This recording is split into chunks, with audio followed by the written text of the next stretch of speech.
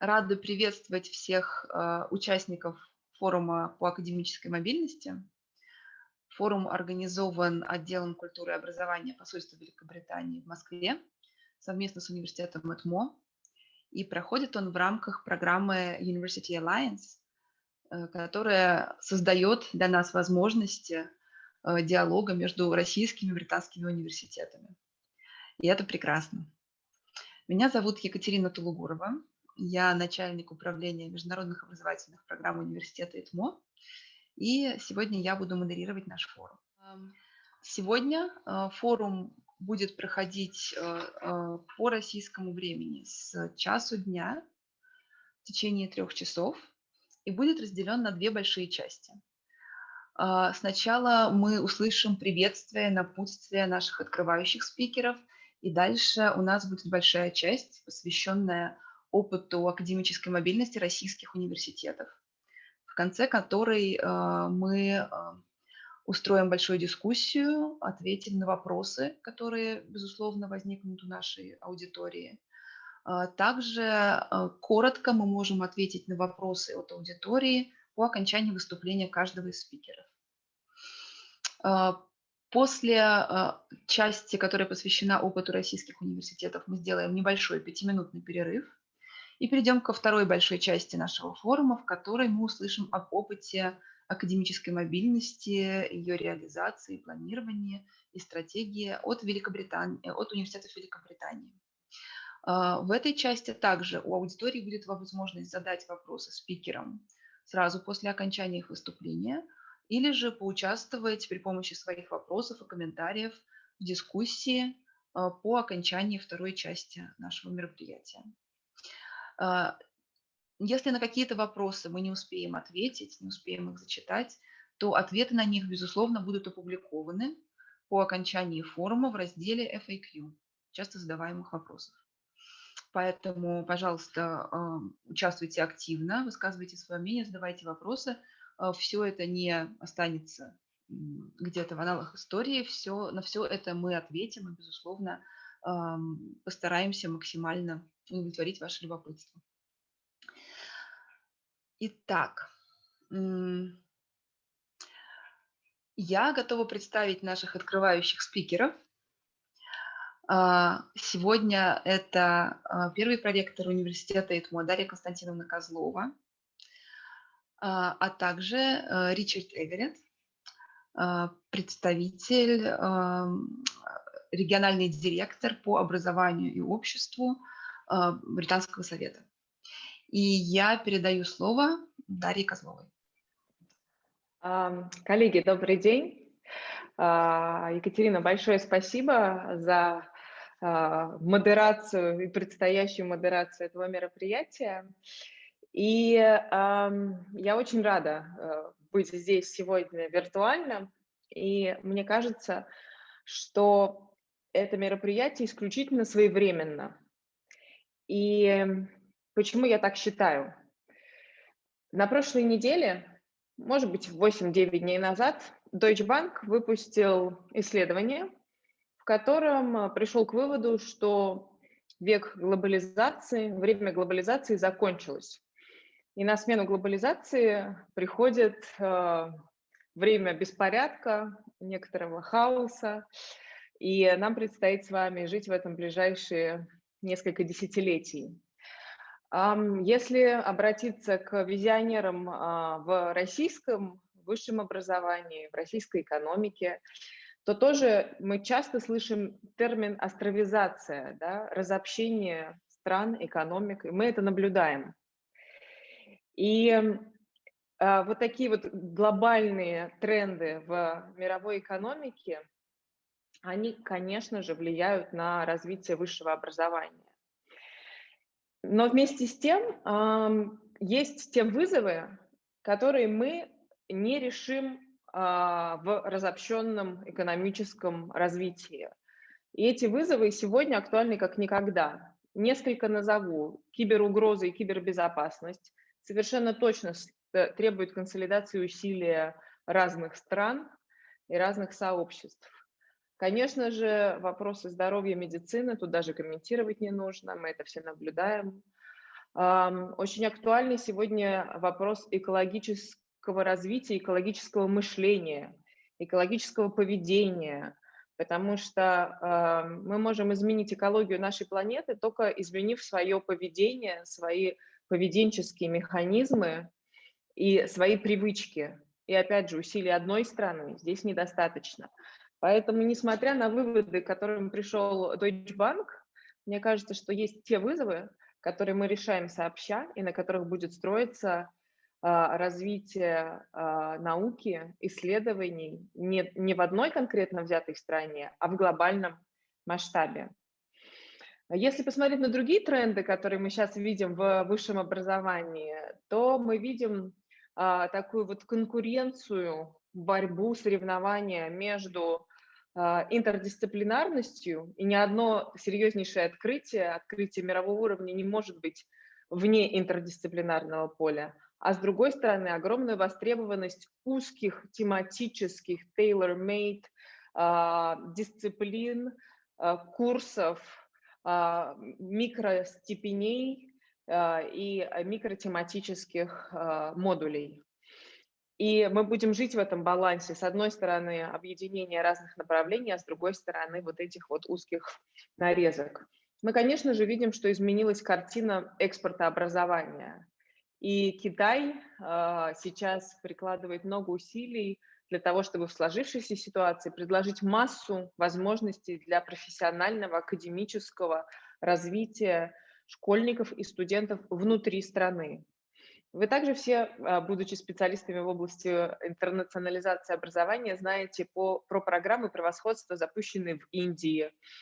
И страна, которая традиционно была экспортером высшего образования на мировой арене, больше не будет являться таким в полном объеме.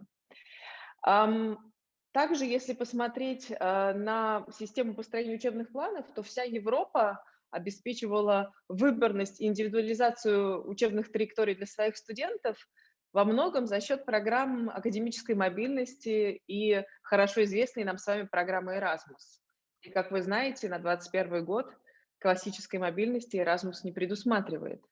Кроме того, роль английских вузов в программе Erasmus под вопросом. Я надеюсь, что сегодняшняя дискуссия снимет какие-то вопросы в этой части, как английские вузы будут включены в дальнейшем в программы мобильности.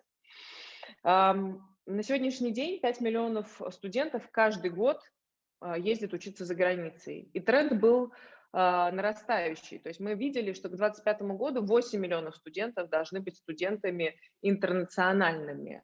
Но, тем не менее, конечно же, 2020 год внес свои коррективы. Получилось, что дегри-программы перешли в онлайн, а программы короткие, обменные, ушли на второй план, отложенные во многом. И мне кажется, нам нельзя больше откладывать программы на потом. Нам нужно принимать решения и договариваться о том, как мы сегодня с вами работаем в вот этой новой нормальности. Но я вот немножечко сгустила тучи, а теперь хочу сказать о тех возможностях, которые мы видим. Конечно же, первый плюс – это онлайн-коммуникация стала приличной. И если мы бы говорили о таком мероприятии 2 года назад, то мы наверняка встречались бы все очно. А сегодня мы в онлайне, и сегодня это нормально, и мы экономим самый ценный ресурс, который у нас есть, это наше время. Конечно же, пандемия и уход в дистант толкнула нас на изучение нового студенческого опыта. Мне кажется, здесь огромное поле для построения дальнейших коллабораций, потому что мы еще мало изучили психологию восприятия информации студентов в таком смешанном формате.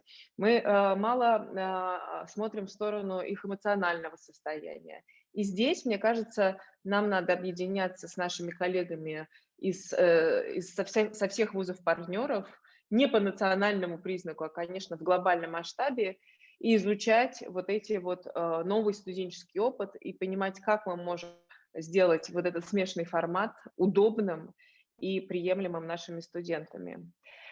И те плюсы, которые мы видим в ЭТМО, Это те возможности, которые открыли нам вот эти смешанные форматы, новые технологии. Потому что мы понимаем, что и в дальнейшем мы оставим в нашей жизни вот эти вот виртуальные стажировки, виртуальные обменные программы и виртуальные летние школы. Потому что они позволят нашим студентам подготовиться к реальным программам обмена. Это как тест-драйв, да? Ты хочешь попробовать себя в мультиязычной среде, ты можешь сделать это виртуально, не выезжая из своего домашнего вуза, и потом уже пойти в реальную академическую мобильность. Мы все стали очень прозрачными, мы все, имеется в виду высшее образование. И вопрос качества высшего образования теперь стал таким же прозрачным и открытым для всех целевых аудиторий. И для нас, как для ведущего вуза Российской Федерации, это отличная возможность рассказать всей стране и всему миру о наших курсах, о наших дисциплинах, о наших лабораторных работах.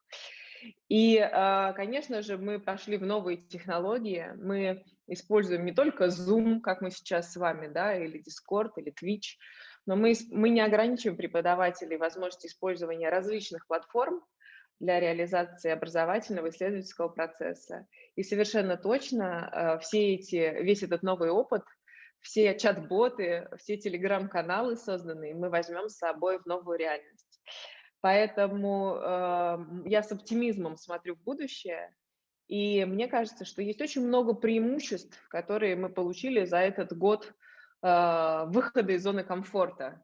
Поэтому мне кажется, что сегодняшняя наша дискуссия уместна, и она очень логична, и нам нужно вместе искать новые пути коллаборации, не ждать, что все будет как раньше, а планировать нашу жизнь вперед, понимая, что жизнь никогда не будет такой, как прежде, но тем не менее мы получили колоссальный опыт и стали гораздо сильнее, и можем двигаться в новые проекты совместно, находясь географически в разных локациях. Поэтому я всех приветствую. Я буду рада поделиться кейсом нашего университета чуть позже, и я желаю очень продуктивного диалога. Большое спасибо. Большое спасибо, Дарья. И теперь нам интересно было бы услышать мнение Ричарда Эверетта по поводу новой нормальности и того, к чему, с его точки зрения, мы должны готовиться. Thank you very much, and thank you very much for all our friends and colleagues at ITMO University, also who so kindly and graciously hosted the senior UK delegation in November 2019. We remember that well. I think from a UK perspective, over the last 20 years, we have enjoyed steady growth in student recruitment. And I think UK government policies played a big role in this. The Prime Minister's initiative in 1999-2000, really helped create a kind of common brand of Education UK across the world. And we saw significant student increases at that point. And the Prime Minister's initiative too, as well, from sort of 2006 to 11, helped establish these partnerships and increase things like transnational education. So that now, well, the last kind of counting of students in 2018-19, the UK has about 2.4 million students overall, and about 490,000 of those were for international students. So we're a very internationalized system overall. And I suppose the start of last year, early 2020, the international student mobility looked as if it was on an unending upward trajectory continually.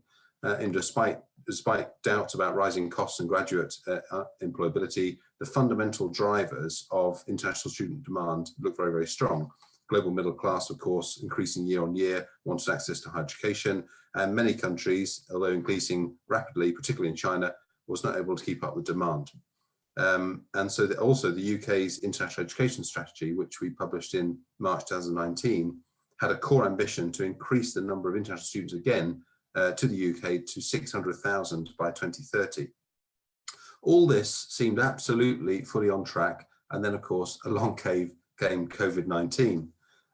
Which put a huge spanner in the works to this. So from last spring, the British Council did run a number of global surveys, identified that international students were really uncertain whether to travel to the UK. And this was kind of underpinned by visa statistics that showed a 44% year-on-year decline in the third quarter of the academic year suggested that students, literally weren't ready to travel. And I think decision-making delays increased the late withdrawals, which really impacted on the January 2021 enrolments. However, what's interesting to note, actually, when UCAS, our university clearing system, revealed the end of cycle data for 2021 enrolments applications, it showed actually a 9% increase in applications from non-EU students for this year's intake, which means there really still remains a global demand for education. For the UK, however, we have another issue, which we have a new relationship with the EU and EU students. And of course, last year we had something like 167,000 EU students coming into the UK. And of course, changes now to fee status, access to loans, new immigration rules will introduce financial challenges for EU students and may have a sort of longer term negative impact on that. So how the UK sees, I think there's probably 5 new considerations and trends in this, and I think Daria's already mentioned some of them. Beyond 2021, UK universities face critical questions. How must the offer to international students change if it's to remain relevant and attractive to students? The pandemic has made it challenging for universities to offer the full mix of academic, extracurriculum, and social activities that persuade, over the years gone past, international students to travel across the world and pay high fees. So some people see this as a threat, leading to the great unbundling of higher education that's been predicted for a long time. And others saw it as actually it's a burning platform required to create a new digital offer that puts the student experience right at the heart of the international student digital strategy.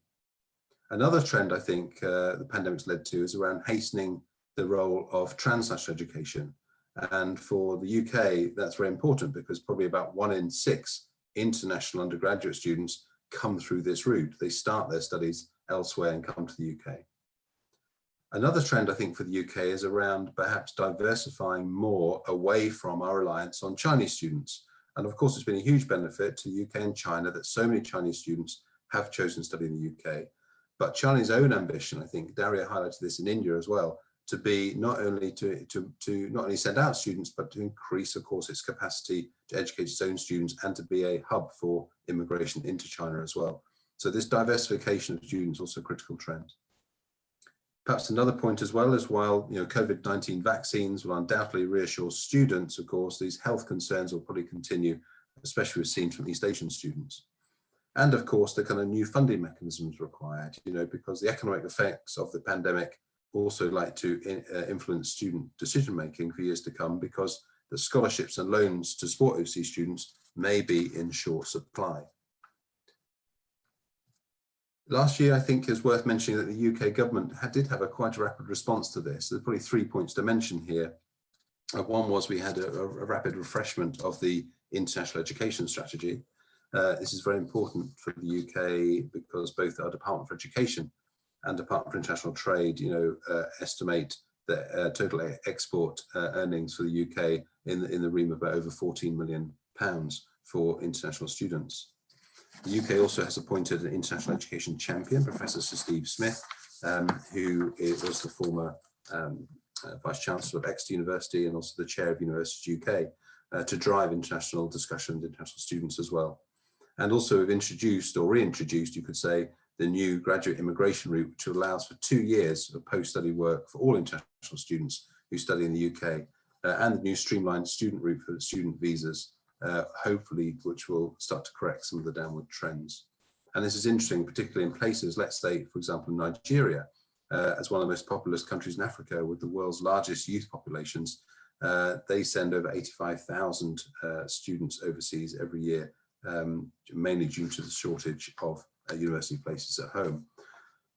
So I want to finish really my opening comments just by saying, actually, I've got a pretty optimistic view for the UK in the future, mainly because what we've seen, regardless of the pandemic, that the UK still remains an attractive destination for international students.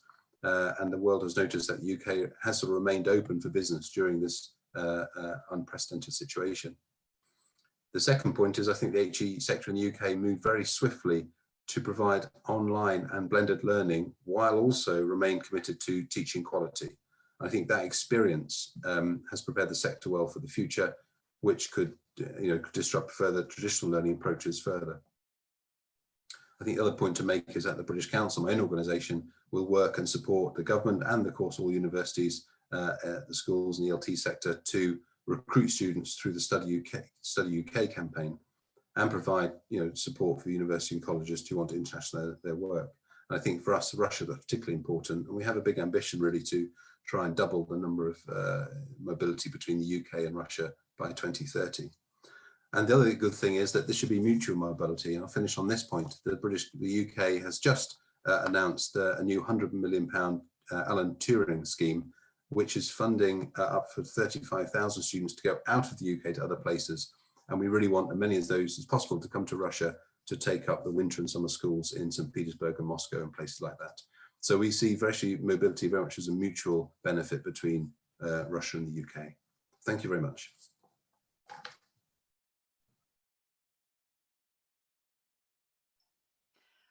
Большое спасибо, Ричард. И как мы сейчас услышали, действительно, Великобритания принимает серьезные меры для того, чтобы, несмотря на изменившийся мир, продолжать работать и развиваться в области международного образования, в области транснационального развития. Да? И очень здорово будет сейчас услышать от спикеров российской сессии, от российских университетов о том, каков их опыт вот этого сейчас интересного времени, в которое мы живем, какие были вызовы, какие были интересные решения, инструменты, и как мы дальше сможем, несмотря на упомянутую далее цифровизацию, двигаться к совместным исследованиям и развивать современный мир вместе, отвечать на современные вызовы все вместе. И я хочу начать нашу большую сессию с российскими вузами, с нашего первого спикера, которого вы уже знаете, Дарья Константиновна Козлова, первый проректор университета ИТМО, выступит с кейсом университета ИТМО.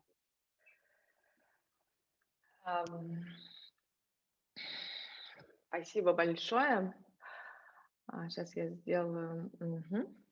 Спасибо большое, коллеги. Да, мне приятно быть на арене. Ричард, спасибо огромное за хорошие новости. Это действительно важная информация. И, опять же, отличный формат, чтобы обменяться свежими новостями.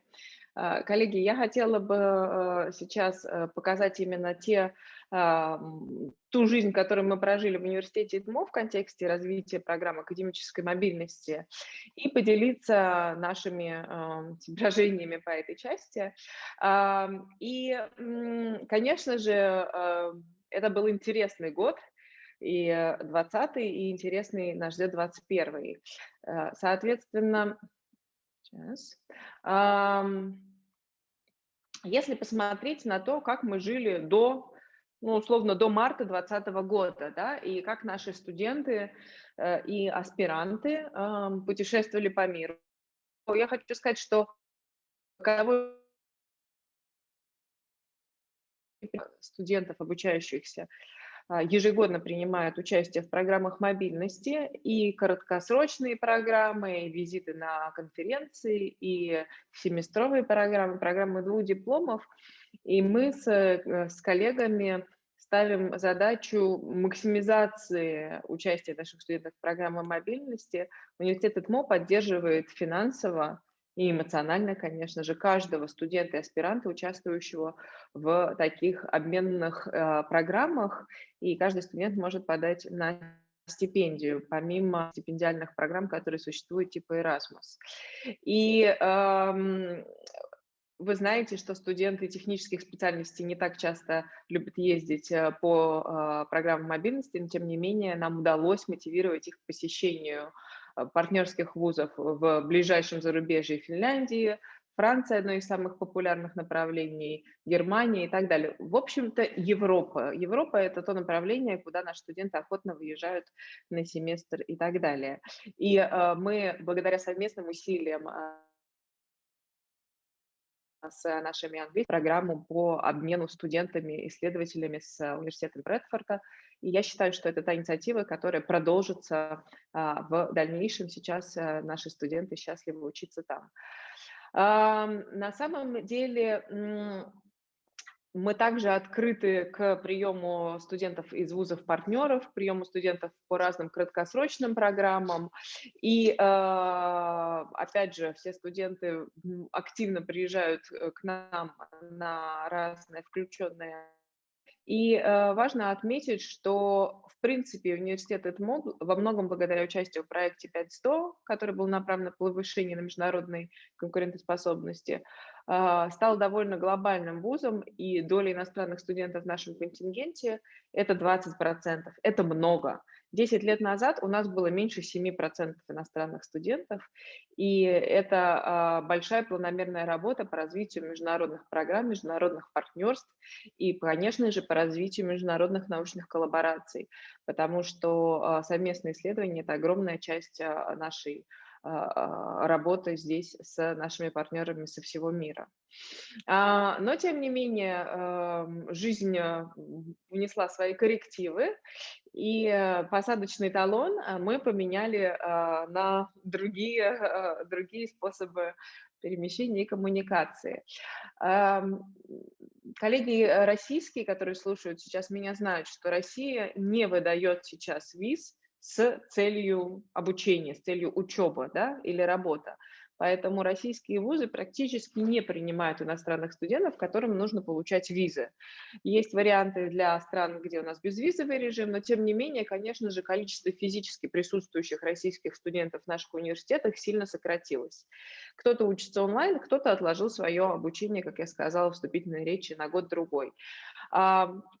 Поэтому мы меньше принимаем иностранных студентов на программы мобильности, но интерес российских студентов вообще ни разу не упал, и все студенты, поскольку Европейский Союз принимает студентов, страны выдают учебные визы, поэтому наши студенты по-прежнему готовы перемещаться по всему миру и получать те самые компетенции. Итак, наши тренды этого года. Что мы наблюдаем? Это очень интересные, на самом деле, выводы, к которым мы пришли, потому что у нас увеличилось количество участников наших зимних и летних школ, потому как действительно это стало гораздо проще включиться в Zoom, нежели чем перемещаться, да, и мы видим рост практически на 50%. У нас увеличилось количество наших студентов, которые участвуют в партнерских зимних школах и летних школах. К сожалению, не так много онлайн-школ было предложено, но тем не менее мы видим, что 20% наших языковых школ – это студенты из Великобритании. Поэтому, опять же, пандемия дает свои результаты, и мы рады видеть возросший интерес и новые возможности. Мы работаем с вами с поколением Z, с теми ребятами, которых мы называем digital native. И для них это все абсолютно естественно. Если посмотреть на то, какие мы предлагаем новые образовательные продукты, то мы делаем специальные короткие программы для наших давних партнеров, например, Университет технологий de Monterrey, например, наших китайских партнеров, где мы делаем короткие программы под их запрос и реализуем их в течение нескольких недель. Это программирование, это информационная безопасность и многое другое. И, конечно же, мы научились совмещать professional skills в этой части с культурным кодом, с культурными компетенциями и с онлайн-культурным экспириенсом, с онлайн-культурным опытом. И поэтому, на самом деле, эти онлайн-школы не выглядят как исключительно занудное изучение программирования перед компьютерами. Если посмотреть такие самые яркие победы этого года, то в этом году университет ЭТМО принимал большую конференцию по автоматике и контролю, и мы провели ее полностью в онлайн-формате. Это отличный опыт. Было очень активное участие коллег со всего мира, и финальную вечеринку с бокалом шампанского мы, конечно же, организовали в приложении DocCity, где каждый мог встречаться и обсуждать с коллегами интересующую тематику. Конференцию молодых ученых, ежегодную, которую мы проводим в ЭТМО, мы в этом году провели в Майнкрафте. Тоже всем студентам понятный и близкий формат. Мы проводили семинары по Art and Science и международные хакатоны по информационной безопасности, в которых участвовало 2 раза по 180 участников со всего мира. Отличный формат работать над киберугрозами в онлайне. Мне хочется сказать, что разговаривая о развитии образования, главный вызов – это мотивация, как мне кажется, в этом году, потому что у каждого студента на компьютере всегда открыты как минимум два окна. Одно окно – это с лекцией в Zoom, а другое окно – это с любимой онлайн-игрой. И мы больше не конкурируем только между вузы друг с другом. Мы теперь конкурируем и с онлайн-играми, и с другими развлечениями, и с другими чатами, потому что важно удерживать внимание студентов, а всегда проще переключиться на онлайн-игру. Поэтому, мне кажется, совершенно правильный будет тренд – это взять, совместить ту геймификацию и те развлечения, которые студентам понятны, с образованием, и вместе с медиакомпаниями, вместе с компаниями, реализующими edutainment, развивать образование и говорить на одном языке с нашими студентами, что мы и практикуем в университете ИТМО. Поэтому, конечно же, мы берем лучшую часть из новой нормальности с собой в 2021 год и продолжаем реализовывать образовательный процесс в смешанном формате. Мы не вернемся, я думаю, что никогда, в полностью офлайн формат. Мы будем использовать смешанный формат, потому что это удобно, практично, и мы экономим время. Спасибо большое. Это мой последний слайд. Я буду рада ответить на ваши вопросы или принять участие в дальнейшей дискуссии.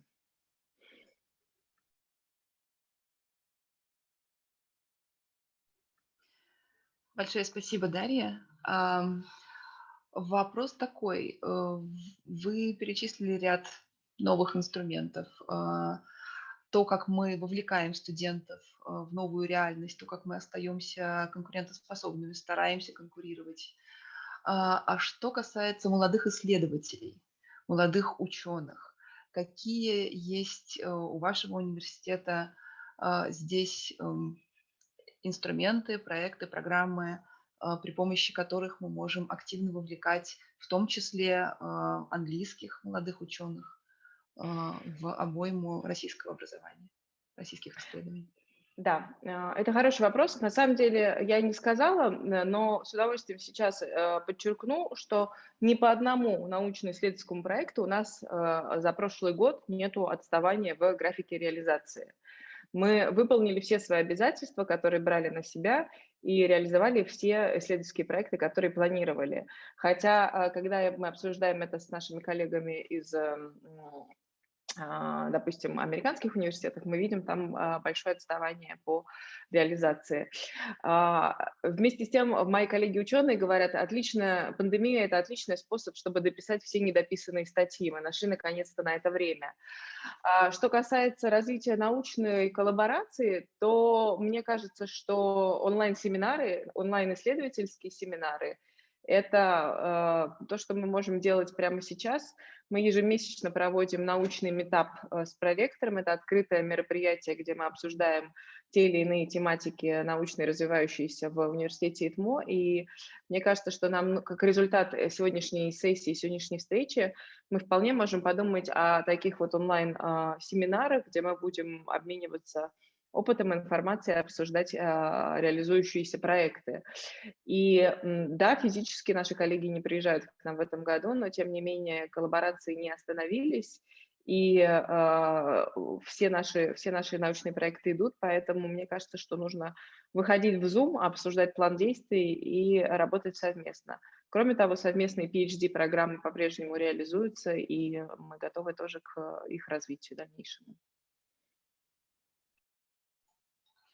Большое спасибо, Дарья. Да, действительно, онлайн-митапы с молодыми учеными, с уже состоявшимися учеными – это, безусловно, интересный путь дальнейшей совместной работы. Тем более такие встречи действительно могут быть открыты всем желающим. Это потрясающий способ, чтобы поделиться знаниями, умножить знания. Спасибо большое. И мы готовы перейти к нашему следующему спикеру. Это Алан Мур, начальник управления международной академической мобильности НИТУ МИСИС. Алан. Thank you very much, Ekaterina. Thank you, Daria and Richard, for opening today's forum. It's brilliant to be here. Thank you very much for the invite. My name is Alan Moore from the National University of Science and Technology, MISIS here in Moscow. And I'm going to do a little bit of a focus on inbound,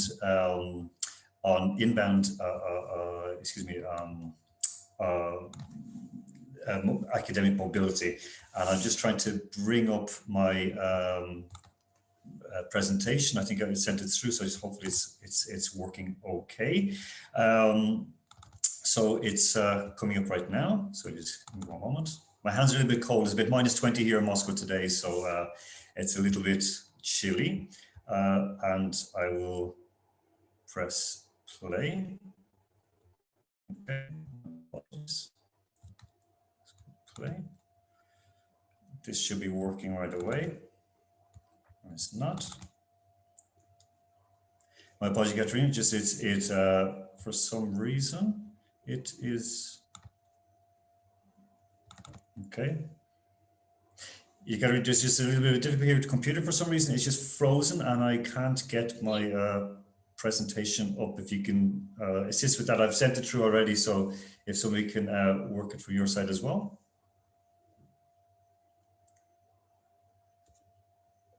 No. Тогда вам нужно остановить демонстрацию экрана сейчас своего, чтобы кто-то другой мог включить вашу презентацию. Right. Lovely. That's great.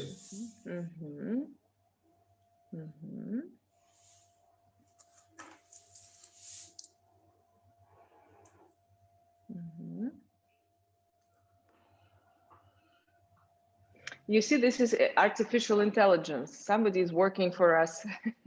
There you go. It's better than human intelligence every single time. And make it quicker as well and smoother. So I'll be short and sweet like a donkey's gallop, as we say back home.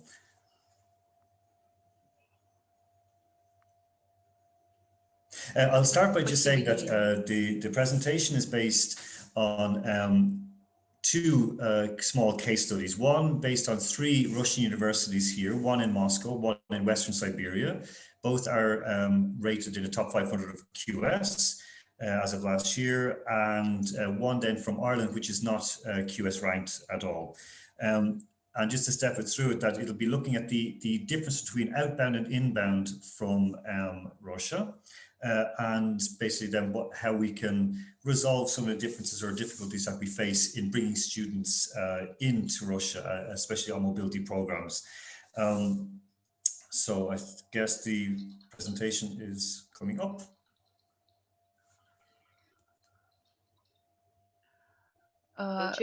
Получилось всё в порядке? Excellent, excellent. Okay, I guess I'll just be saying next slide. So again, my name is Alan Moore from the International Office in MISIS. Okay, so very, very quickly going through, we'll first have a look at how do we understand academic mobility, especially in the sphere of inbound mobility, inbound students. We look, as I mentioned, at the 3 Russian universities, one from Moscow, one from Western Siberia, and one from the Black Earth region, which is south of Moscow, between, sort of Voronezh and Belgorod, that kind of region, the Black Earth region is called. We'll have a little look at a very good success story and how they work it in Ireland, and then have a look at the post-COVID landscape in academic mobility, and especially with a focus, as I mentioned, on inbound students. If we go to the next slide, please. Okay, so what is academic mobility? And I've spoken with colleagues from MISIS and from other universities in Russia. And the main idea has been, well, it's an exchange of thoughts, ideas, culture, self-development, discovery, a semester or a year of fun, or an adventure. That came from the students. From colleagues who work in it, who work in this sphere, many of them were saying it was KPIs. So we have to have a certain number of students going out and coming in, and also it's education or academia. And, a lot of this takes place with a general misconception of what academic mobility really is. these 4 points are feedback from students. Now, a year of fun does sound a bit strange, but again, we are all students at one time. We want to go abroad to learn and to develop ourselves. It's not just about, that going abroad will make us better, employment candidates. It's also, it'll make us better as well. Okay, the next.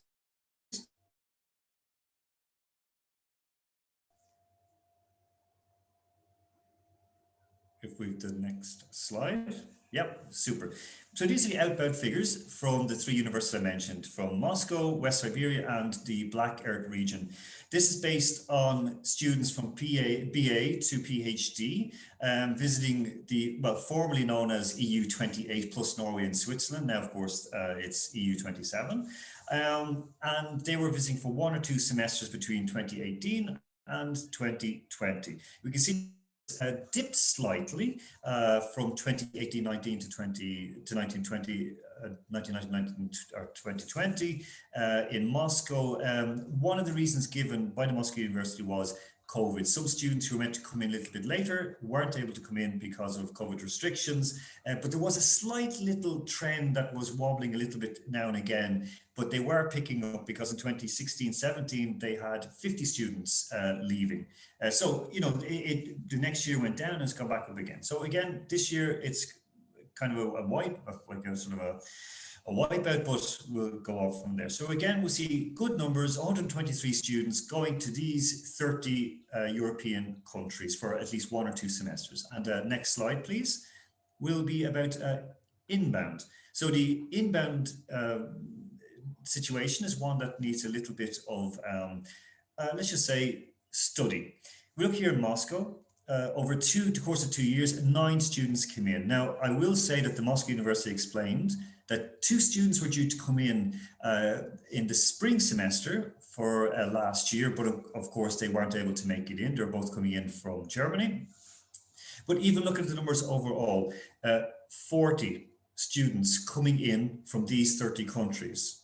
If we go to the next slide, you'll see the difference between the two, and it is quite stark, and it's something that is not just in these universities, it is general in Russia. We saw the situation with ITMO with Bradford, that the students going out, and we have to make sure that they come back. So the next slide, please, will show the difference in the outbound and inbound for these 3 universities.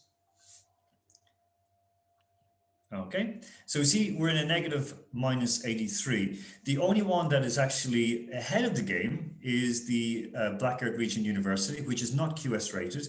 They have a like-for-like exchange. So they only send students to universities where there are students coming back from them. So they're kind of one ahead, because one student who was due to come in spring last year, unfortunately broke her leg getting onto the plane in Spain in France, and wasn't able to make it in. So that kind of bit of knocked them off a little, or it would have been ahead of the game. Go from Russia to France. So if we go to the next slide, we'll find out from the feedback from the students who were inbound, where were the issues. So to the next slide, we'll see the differences. So we broke down into 11 criteria, from transport route through to friendly locals. Now, I know who was in St. Petersburg, all the locals are friendly there, so we have no worries about that. In Moscow, one of the pluses for the students who came in, or the 7 who responded to us, said that transport was excellent. Non-university activities, that includes theatres, sports events, cafes, and so on, were very good services. That's banks, as we mentioned below. And travel is internal travel within Russia. They didn't like the nature. They said it was a bit polluted. The weather, well, we can't do anything about the weather in Russia. I'm sorry about that. And the cost.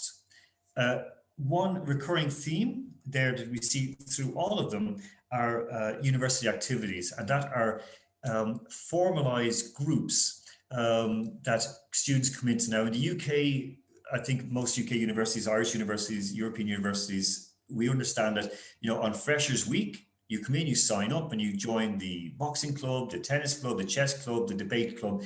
It's all there. Unfortunately, in many universities in Russia, it's not quite as developed as it could be. Some are better than others, but again, it's something that we do need to improve on our side. The figures for recommending a friend are a little bit stark. Less than 1 in 3 would recommend their friend to come and study in Moscow. 1 in 3 said they'd go to Siberia. And well, most of them would say they would send people back to the Black Earth region. Again, that's a like-for-like situation. Now, stepping on from this, we'll look at then the Irish success story. So the next slide, please.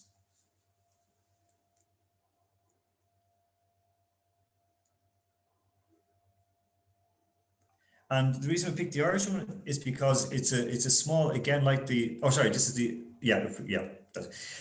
so we said Irish eyes are smiling from the song because they had set out 4 years ago, having had very, very little, maybe 1 or 2 students on academic mobility programs, they said that they capped it at 40.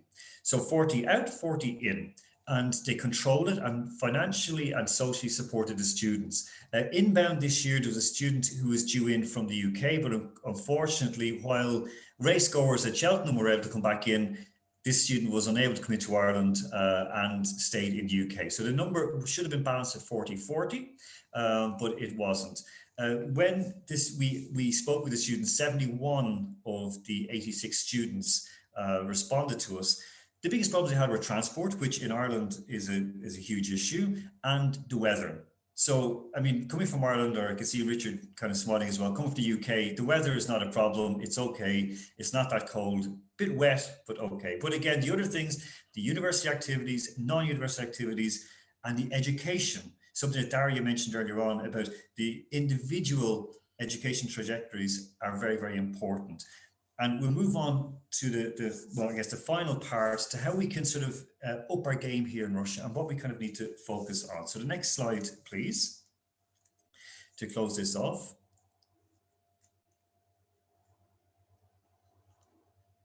Go to the next slide. So the next slide, basically, I broke it in very, very simple from the feedback from colleagues. What do we need to do? So where are we? We've looked at pre-COVID. This is post-COVID. So first we have to understand why we do it. What's the reason? Is it that we want to provide education? Is it for KPIs? Is it for brand? Is it for prestige? Why are we involved in this? We also need to know, what do inbound students need?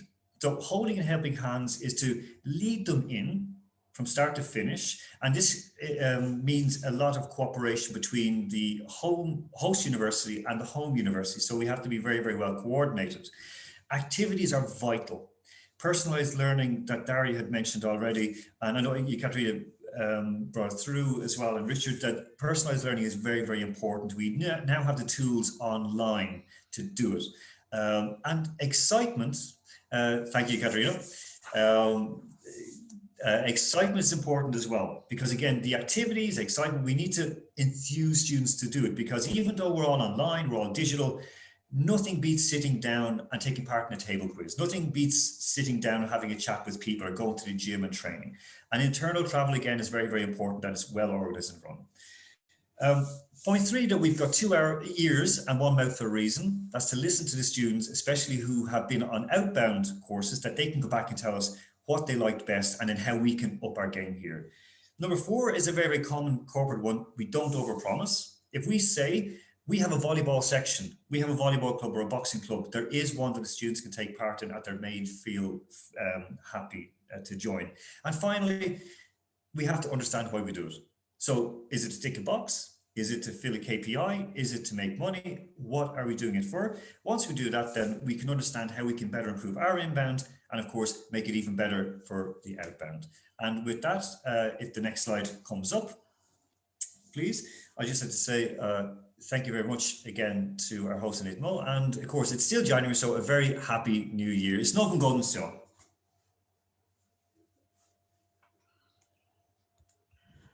Спасибо. Спасибо, Алан. Очень интересная, действительно, очень интересная презентация была. Сразу взгляд со стороны нескольких российских университетов, и картинка такая получилась уже объемная у нас про то, что происходит с академической мобильностью на территории России, в Россию, из России. Вы очень сильно акцентировали внимание на внеакадемических активностях для студентов, да, на поддержке, на инфраструктуре вокруг и так далее. Как мы можем апеллировать к этим вопросам в новой реальности? В реальности, где мы все еще и, видимо, какой-то продолжительный период времени будем привязаны к онлайн-среде. This is why this forum is so important, and I'm delighted that ITMO, who are a leader amongst Russian universities and let's just say European universities as well in online learning and development, and that you guys are doing a great job. If you look at the ITMO website, it is an absolute pleasure to enjoy and spend time on. You guys are doing a great job. So from that alone, from like taking good examples of what's been done here in Russia, the rest of us, including us in Missis, will go, we want to reach that level and try to surpass it. Because now we have a little bit of breathing space to take stock of what we're doing, look at where our little faults are and then improve it. And of course, the online, last year I was working with a different university here in Russia, and even when we went online, we still were having quizzes, we had interviews with famous people, we had as much possible to entertain the students. I shouldn't say entertain Ekaterina, I should say infotain, give them information and entertain them at the same time. So infotainment, it's very important. And I think that if many of us and my colleagues in Russia, if they look at what ITMO, as I already mentioned, are doing, it's an inspiration for the rest of us. And then look at some very, very good universities abroad, like my alma mater, University College Dublin. Look as well, University of Manchester, Bradford. There's terrific work being done online. Now is the time. We have about 6 months to get it right and to make outbound and inbound academic mobility absolutely perfect for the future and more productive. Спасибо, Алан, спасибо за высокую оценку и спасибо за ваше мнение относительно того, как мы будем развивать действительно гибридное обучение в будущем, что нас ждет. И мы переходим к следующему спикеру в нашей сессии. Это Юрий Александрович Мазей, проректор, начальник управления международных отношений МГУ, доктор биологических наук, профессор. Пожалуйста, Юрий Александрович. Дорогие коллеги, большое спасибо за возможность выступить на таком интересном мероприятии. Для нас это продолжение диалога, который начался на уровне ректоров России и Великобритании в ноябре прошлого года. К счастью, мы успели до пандемии провести такую важную встречу. И мы считаем, что очень важно на уровне ректоров тоже обсуждать эту повестку, поскольку многие механизмы, которые мы сейчас с вами обсуждаем, решения об их имплементации, они возникают на уровне, безусловно, руководителей университетов, и очень важно понимание тех стратегических задач, которые руководители университетов ставят. И я бы хотел несколько слов сказать об опыте Московского университета, и, может быть, какие-то моменты были бы интересны для использования коллегами. Ну и, наверное, главная задача, главной мыслью, которую я хотел бы в своем выступлении выразить, это то, что академическая мобильность очень важный инструмент для реализации совместных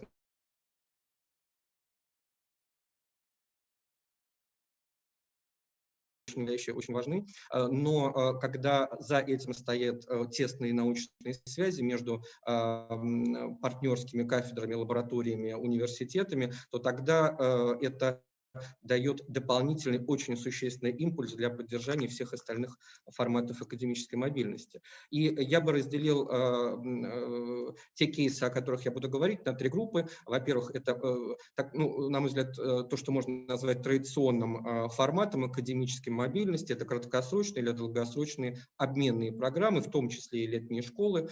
Мы, так же, как и другие университеты, сейчас перешли в том числе и на дистанционный формат. И здесь, безусловно, это то поле, я согласен с Дарьей, то поле, которое мы уже не покинем. И, безусловно, гибридный формат – это то, что нас ожидает в будущем. Безусловно, очень важный формат, такой системный, институциональный, я бы сказал, это программы 2 дипломов. Безусловно, это то направление, которое системно позволит расширить трансграничное образование. Это те программы, которые надолго. Ну и, безусловно, те форматы, которые, на мой взгляд, наиболее долгосрочные, это совместные научные проекты, которые, на мой взгляд, являются максимально эффективным способом вовлечения студентов, молодых ученых в исследования мирового уровня, в ту функцию, которую университеты в том числе и выполняют. Итак, о примерах. Ну, Московский университет, безусловно, основывается на своих традиционных научных школах, и поэтому и мобильность, она в первую очередь связана с теми направлениями, которые научные направления. Безусловно, Британия и английский язык являются предметом изучения как научный предмет, а не только как предмет изучения с практической точки зрения. И с учетом того, что существует инициированная Московским университетом ассоциация преподавателей английского языка, очень большая доля активности и соответствующей мобильности связана с необходимостью изучения методик, разработки методик преподавания английского языка, изучения английской литературы, в том числе шекспироведения, как целое отдельное большое направление, которое в Московском университете развивается. Соответственно, академическая мобильность, outgoing, выезжающая со стороны МГУ, она связана в первую очередь с развитием и этих направлений.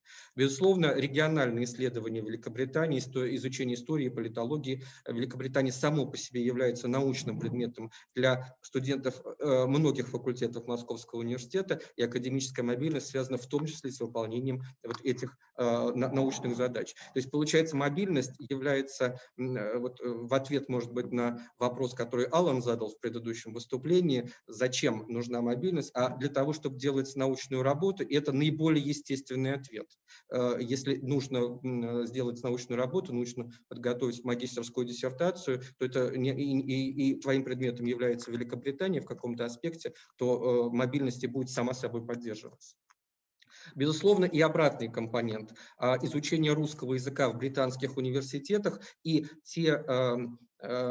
те возможности, которые Московский университет предоставляет для британских университетов в этом смысле. И я здесь могу назвать целый ряд британских университетов, включая Оксфорд, Кембридж, Вестминстер, Эдинбург, Лидс, которые в разных форматах направляют своих студентов, которые изучают русского языка. Это могут быть годовые курсы, которые встроены в учебные планы британских университетов. Например, университет Лидса уже больше 10 лет присылает на год, каждый год группу русистов. Это и летние школы, это индивидуальные, более или менее краткосрочные стажировки британских студентов. Ну, если показать цифры, то, безусловно, этот формат мобильности базируется на двусторонних соглашениях. Когда-то это было, в том числе некоторые с поддержкой программы Erasmus+.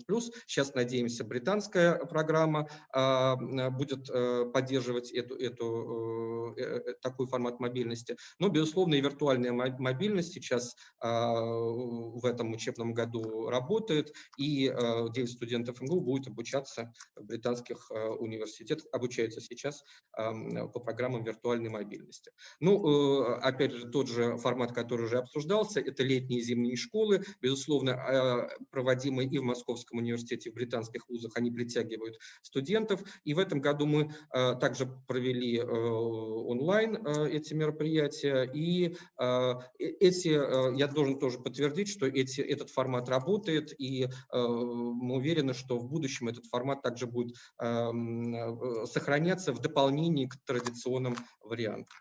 Ну, безусловно, второй раздел – это совместные образовательные программы. У Московского университета есть некоторый опыт, и здесь совместная программа юридического факультета МГУ и университета Ридинга, по которой уже закончили обучение 10 человек из МГУ, совместная магистерская программа Высшей школы бизнеса МГУ и университета Сент-Эндрюс, где больше 20 человек уже получили 2 диплома. На наш взгляд, для Московского университета это некое направление, система.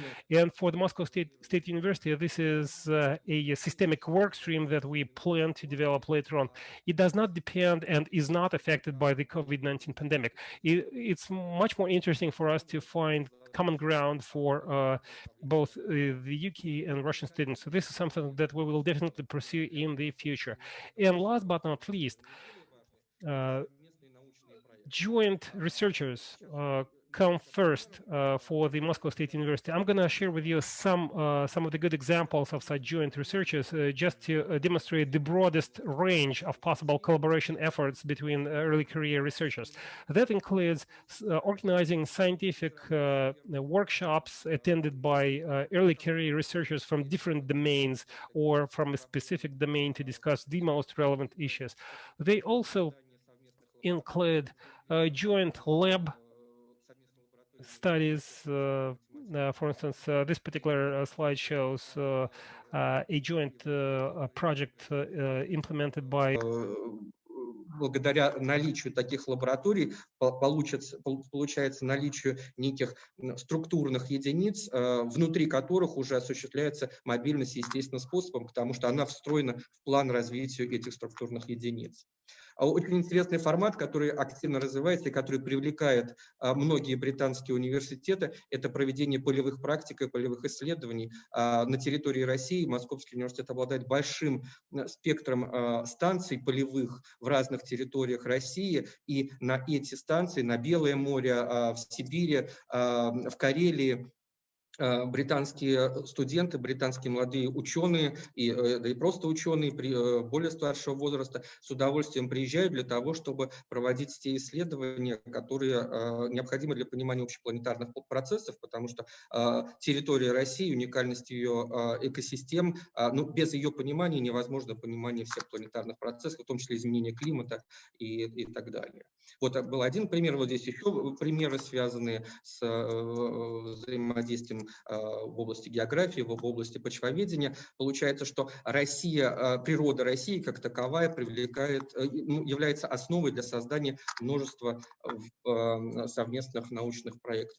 Итак, вот это последний слайд для того, чтобы расширять эти форматы взаимодействия. Безусловно, нужны некие, наверное, системные программы поддержки российско-британские. Я думаю, что наше взаимодействие вышло уже на тот уровень, который мог бы говорить о том, что нам нужны какие-то специфические фокусные совместные программы, и необходимо искать в существующих фондах и британских, и российских возможности для создания специальных программ поддержки российско-британского сотрудничества. Вот здесь на слайде перечислены какие-то определенные моменты. Какие-то механизмы, безусловно, уже существуют. Британский совет проводит конкурсы, Российский фонд фундаментальных исследований, Российский научный фонд совместно с Королевским обществом, совместно с другими организациями, финансирующими науку Британии. Здесь, на мой взгляд, наше университетское сообщество должно формулировать некоторые предложения по поводу того, какие форматы поддержки нам важны. И, возможно, вот традиционные, надеюсь, станут традиционными встречи ректоров университетов России и Британии. Наверное, это та платформа, где такие механизмы могли бы обсуждаться и такие предложения могли бы формулироваться. Спасибо за внимание. Большое спасибо, Юрий, спасибо, что поделились опытом действительно флагмана российского образования МГУ. Интересно было увидеть примеры той академической мобильности, о которой вы говорили. Очень интересный опыт полевых исследований. На мой взгляд, действительно такой. Это то, что уникально в каждой стране, и это то, что гибко, и это то, что действительно дает возможность нашим международным партнерам прикоснуться вот прямо к hands-on, что называется, да, вот прямо к опыту такому живому работы, исследований в стране. Вы упомянули тоже как один из столпов развития международной академической мобильности совместные образовательные программы, программы двойных дипломов. Как, на ваш взгляд, вот сейчас в новой реальности, насколько значимы для будущих студентов, выпускников программы именно двойного диплома, или же в противовес им, если мы рассматриваем, например, сетевые программы с большим количеством партнеров? Спасибо за вопрос. Ну, эту проблему мы в Московском университете обсуждаем в течение 2020 года очень активно. В Московском университете сейчас утверждается программа развития на следующие 10 лет, и вот создание совместных программ мы ставим, ну, одной из важнейших задач развития университета нашего.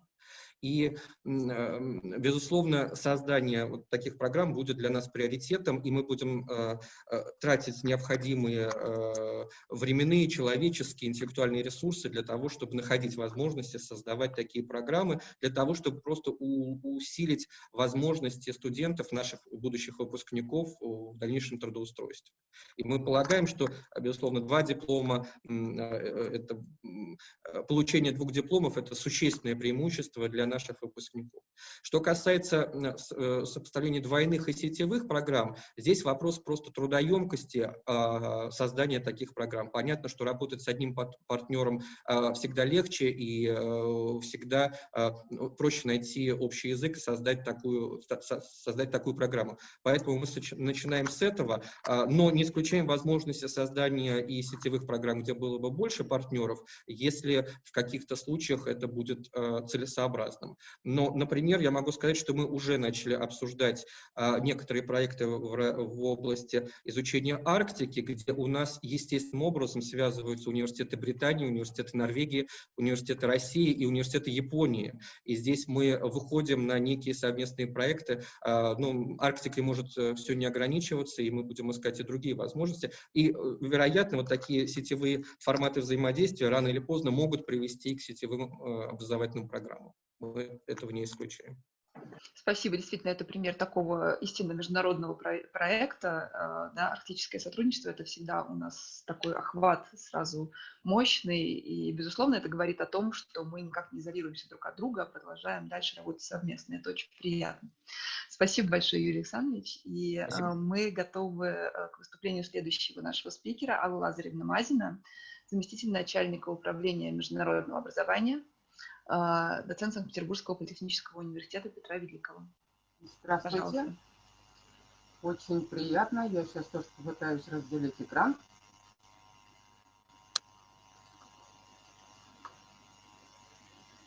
Я надеюсь, что все работает. Все в порядке? Меня слышно, видно? Итак, у меня презентация сегодня построена немножечко другим образом. Я хотела рассказать, ну, во-первых, сказать пару слов, безусловно, об университете, и дальше рассказать о нашем опыте перехода в онлайн и глобального сотрудничества с коллегами из Великобритании. Ну и, наверное, в конце поделиться, на наш взгляд, по крайней мере, для нас лучшей практикой, как мы пытаемся сохранить качественное и проектно-ориентированное образование, несмотря на переход в онлайн, и, возможно, пригласить к сотрудничеству. Итак, наш университет – это один из лидирующих и один из крупнейших технических университетов. Он был построен изначально для того, чтобы Россия стала независимой, в первую очередь, от Европы с точки зрения инженерного образования. Поэтому университет очень большой, и что нас спасает сейчас в рамках пандемии, это то, что у нас огромный кампус, 102 гектара, более 170 зданий. На территории университета есть все, студенты могут никуда не выходить вообще. Они могут только находиться на территории университета. Университет, естественно, пытается сохранить лидирующие позиции, так же, как ИТМО, так же, как и Московский госуниверситет. Мы инновационные, мы национально исследовательские, мы были участниками 5.100. И, в частности, благодаря проекту 5.100 мы продвинулись в области интернационализации. На сегодняшний день при 33 тысячах студентов всего в университете. У нас 8,5 тысяч международных студентов, у нас около 2000 преподавателей, при этом почти 300 преподавателей – это приглашенные профессора. Мы занимаем в мире 153-ю позицию по абсолютному количеству международных студентов в кампусе, поэтому мы в общем-то, гордимся этой цифрой, считаем, что мы достаточно международные. Мы, естественно, принимаем участие во всех международных рейтингах и очень гордимся тем, что получили в рейтинге QS 5 звезд за качество перехода в онлайн в условиях пандемии. Ну и 37 место в мире по вкладу университета в устойчивое развитие. Это тоже современный тренд наравне с онлайном. Теперь, что касается сотрудничества международного вообще и сотрудничества с университетами Великобритании. У нас более 450 партнеров, если мы считаем количество договоров. Из них только 6 договоров – это английские партнеры. Это не значит, что из Великобритании мы работаем только с 6 университетами. Мы посмотрели перед этой презентацией, что за последние 2 года у нас более 30 публикаций Scopus Web of Science с английскими коллегами из других университетов, которые не являются официально партнерами. И в 3 Erasmus проектах мы работаем также с английскими университетами. В Erasmus Capacity Building это университет Хаддерсфилда. И в Erasmus Mobility мы выиграли грант с университетом Киля ровно перед пандемией, поэтому не успели его реализовать, но, честно говоря, очень надеемся на его реализацию. А кроме того, из Великобритании у нас есть очень хороший давний партнер, который сегодня является нашим стратегическим партнером. Это Сити университет Лондона, с которым у нас очень обширное взаимодействие. У нас есть приглашенные профессора, программа двойных дипломов, совместная летняя школа и совместное участие в ассоциациях. И, соответственно, несколько слов об этих всех видах взаимодействия. Итак, наш университет пытается работать на английском языке по максимально широкому спектру, чтобы обеспечить возможности интернационализации.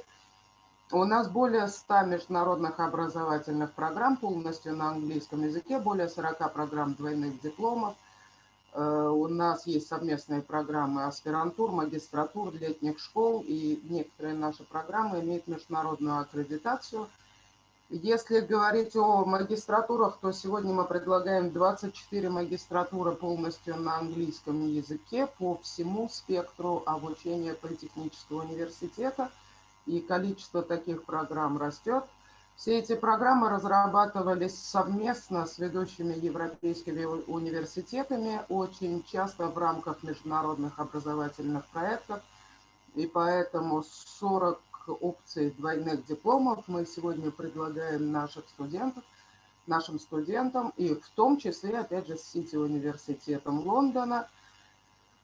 И немножечко об этом опыте, и немножечко о проблематике, которая стоит. Итак, программой двойного диплома с Сити университетом Лондона является программа интеллектуальной системы.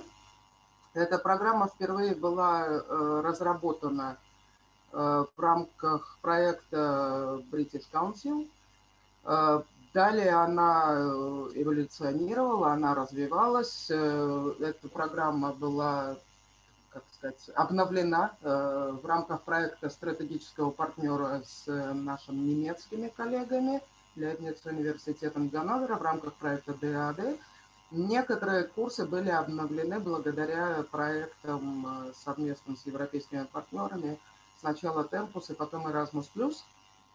На сегодняшний день программа предлагает студентам первый год обучения в Санкт-Петербурге, в нашем университете в магистратуре, а второй год обучения на выбор в Сити университете Лондона, Великобритания, в немецком университете Лейбниц университет Ханновер, в Финляндии в Лапенранте, в 2 высших школах политеха, ну или студенты могут остаться у нас и продолжить обучение на 2-м году данной программы. И вот в серединке слайда цифры по поводу мобильности студентам.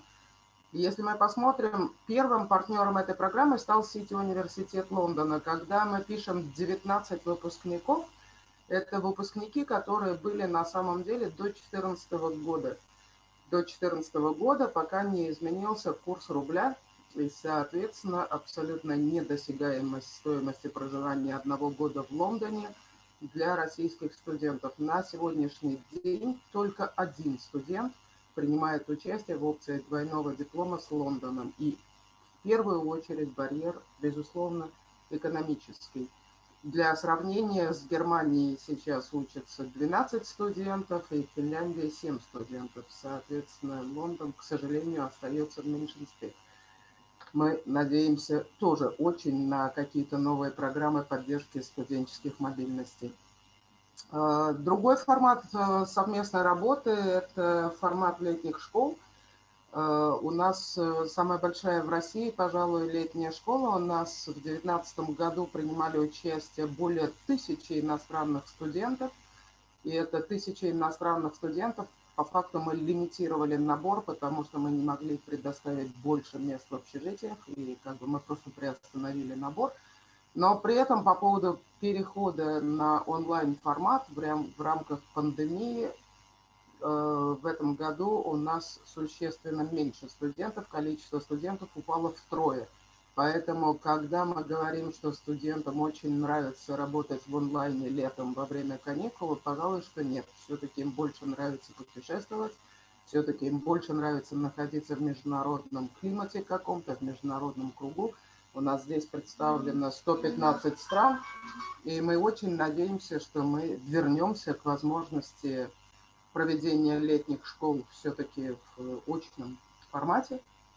Одна из летних школ также реализуется совместно с Сити-университетом Лондона. На слайде представлена ссылка на сайт, а также основное содержание программы.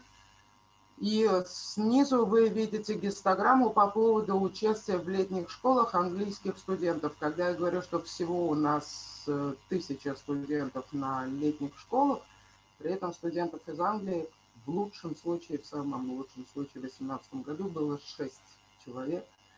И мы будем рады, если это количество увеличится. Надо сказать, что небольшую проблему мы встретили как раз в 2018-2019 году в рамках санкций, потому что была рекомендация не принимать участие для английских студентов в российских летних школах. Не очень официальная, но тем не менее была. И мы очень надеемся, опять же, вернуть английский контингент на нашу программу. Но в любом случае мы уже очень счастливы, что у нас есть совместная программа, есть приглашенные профессора из Англии. Только за прошлый год у нас работали 6 приглашенных профессоров из Великобритании. Все приглашенные профессора в этом году также работали в онлайн-формате при отсутствии возможности выезда. Что касается глобальной академической мобильности, у нас немножечко перекос в сторону входящей академической мобильности. У нас въезжающих студентов в 2 раза больше, чем выезжающих. Это предпоследний слайд.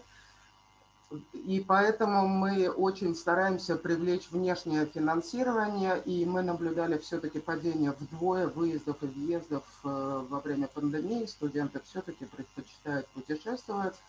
И по поводу перехода, какую практику мы предлагаем, мы затеяли с прошлого года, начиная так называемый студенческий проектный марафон. Это последний слайд, своего рода приглашение к сотрудничеству. В этом случае мы берем 2 партнерских университета, заинтересованных профессоров, находим совместные проекты. Очень часто это проекты по заказу промышленных предприятий или муниципалитетов городов. Каждый профессор со своей стороны собирает группу из студентов, магистров, аспирантов.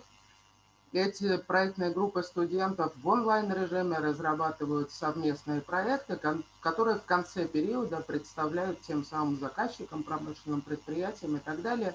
Мы считаем, что данный формат, несмотря на то, что он происходит в онлайн-режиме, он позволяет сохранить международный климат для студентов и преподавателей. Он сохраняет проектно-ориентированный или проблемно-ориентированный подход к образовательному процессу, а не просто присутствие на онлайн-лекции с онлайн-тестированием. Нам очень нравятся результаты проектов. Это и совместные проекты, и совместные публикации, которые приняты к реализации промышленными предприятиями. И мы очень приглашаем всех наших коллег к такому формату работы, пока у нас нет другого формата работы, и пока мы не можем приглашать физически наших коллег к нам. Ну а после пандемии приглашаем всех. Большое вам спасибо за внимание. Если есть какие-то вопросы, буду очень рада. Большое спасибо. Алла, спасибо, что поделились опытом университета Петра Великого. Это действительно ориентир в плане международной деятельности. Мы всегда прислушиваемся к тому, что говорите вы. И скажите, пожалуйста, спасибо за то, что поделились. Спасибо за то, что поделились приглашением к действию с нашими коллегами, да, к онлайн-проектам студенческим. Это действительно, на мой взгляд, очень интересная должна быть для студентов вещь. Может быть, у вас есть уже какой-то опыт, так как вы в 2018, да, сказали, вот начали это реализовывать. Из каких стран в основном примыкают студенты к таким исследовательским проектам? Вот, из вашего опыта. У вас сейчас 42 студента, да, там проработало? У нас это только по одному проекту. В прошлом году мы проводили этот проект с университетом Граца, это Австрия. Там было 42 участника в общей сложности, 7 проектов на выходе и 12 международных публикаций. И нам очень понравились результаты. В этом году мы реализуем аналогичные проекты с университетом Мадрида, Политехнический университет Мадрида, с Политехническим университетом Милана и с Техническим университетом Берлина. То есть в основном это все-таки европейские партнеры. Мы этот формат делаем абсолютно, как сказать, разного размера, скажем так, и в частности с тем же Сити-университетом Лондона и Техническим университетом Берлина мы этим летом реализовывали этот формат в более коротком формате в рамках Международной ассоциации ВЦ2, ведущие вузы ведущих городов, где студенты принимали участие действительно в очень международных группах, потому что участниками ассоциации являются 10 вузов. Это Бразилия, это Япония, это Европейские университеты, это Австралия, это Соединенные Штаты Америки, это Великобритания. И группы были, соответственно, каждая студенческая группа была из 10 стран. Студенты работали по 7 направлениям, и на выходе у нас тоже было 7 проектов студенческих, многие из которых были взяты на вооружение, на выполнение в различных странах. Здорово. Действительно, очень интересно, впечатляет комбинация такого количества студентов из разных стран в одной рабочей группе. Это, безусловно, бесценный опыт, особенно сейчас. Это прям уникальный опыт, скажем так. Спасибо большое. Спасибо за внимание. Готовы перейти к следующему спикеру. Это Оксана Алексеевна Гололобова, начальник отдела международного сотрудничества и миграционного учета, ЮГРУ, университет, Югорский государственный университет. Да, добрый день, уважаемые коллеги. Я бы хотела вам рассказать об опыте Югорского государственного университета в области реализации программ академической мобильности. Так, сейчас запущу презентацию.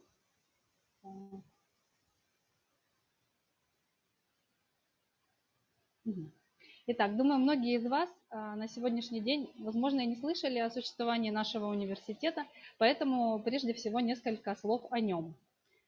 Югорский госуниверситет расположен на севере Западной Сибири, в городе Ханты-Мансийске, Ханты-Мансийского автономного округа Югры, то есть на территории, приравненной к районам Крайнего Севера, с достаточно суровым климатом. И в отличие от московских коллег, мы бы сегодня были рады, если бы у нас было минус 20, но у нас далеко за 30. Так вот, это один из самых молодых вузов России.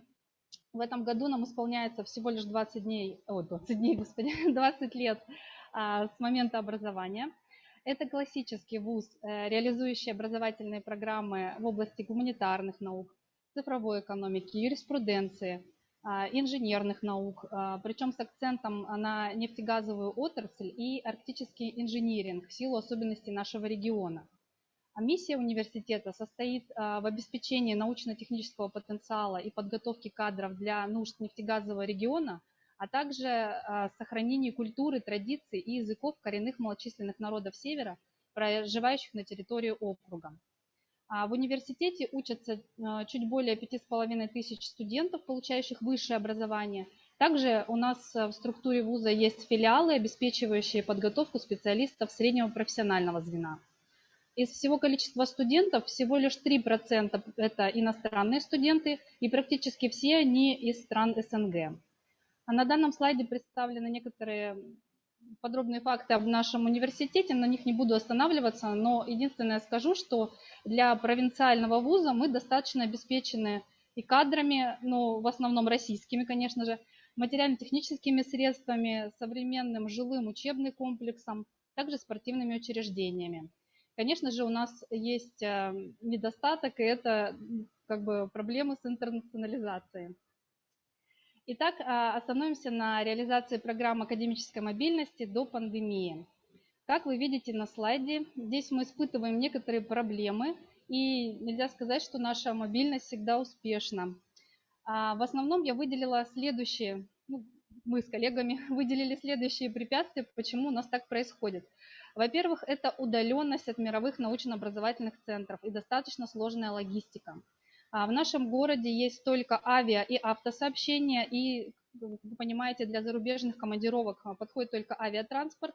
Однако и тут мы еще ограничены возможностями прямого сообщения. В основном все наши международные командировки происходят через Москву или другой более крупный город. И это затратно как по времени, так и финансово. Кроме того, у большинства наших студентов и преподавателей недостаточно развиты языковые компетенции, что ведет к отсутствию мотивации устанавливать международные контакты, участвовать в международных проектах. И, к сожалению, на сегодняшний день у нас нет ни одной программы на английском языке. За исключением лингвистики, как бы тут сам Бог велел. Поэтому входящая мобильность у нас тоже не особо активная.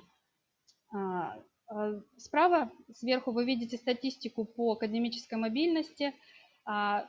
Видите, что она как бы единична, да? 10-15 – это максимум, что в случае входящей, что в случае исходящей мобильности. Однако в последнее время все наши сотрудники, студенты, особенно ученые, приходят к выводу, что невозможно жить в изоляции, что для саморазвития им требуется и публиковать материалы в зарубежных сборниках, и участвовать в международных проектах, и обмениваться лучшими практиками с зарубежными коллегами. Студенты также в последнее время очень интересуются обучением за рубежом. Что же мы предпринимаем, чтобы исправить ситуацию с академической мобильностью и интернационализацией в целом? Во-первых, у нас есть ряд научных команд, достаточно сильных в области экологии и в области финно-угорских дисциплин, которые способны развивать международное сотрудничество, каждый в своей области. И благодаря таким кадрам наш вуз становится участником различных международных коллабораций. И из года в год все больше и больше сотрудников примыкают к данным коллаборациям. Это Ассоциация финно-угорских университетов, ЮАРКТИК, Интеракт, PX, Сканнет и другие. Кроме того, на базе университета созданы и создаются специальные структурные подразделения, способствующие развитию международного сотрудничества и программ академической мобильности. Это, например, ресурсно-языковой центр «Клевер», который на льготных условиях обучает сотрудников и студентов нашего вуза иностранным языкам. Это кафедра ЮНЕСКО «Динамика окружающей среды и глобальное изменение климата».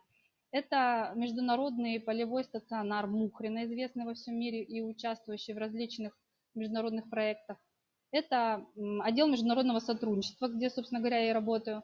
И в ближайшее время, по крайней мере, планируем в следующем учебном году запустить первую международную магистерскую программу «Устойчивое управление в нефтегазовом регионе», а также создать вторую кафедру ЮНЕСКО на базе университета. Это коренные народы Севера в контексте глобализации.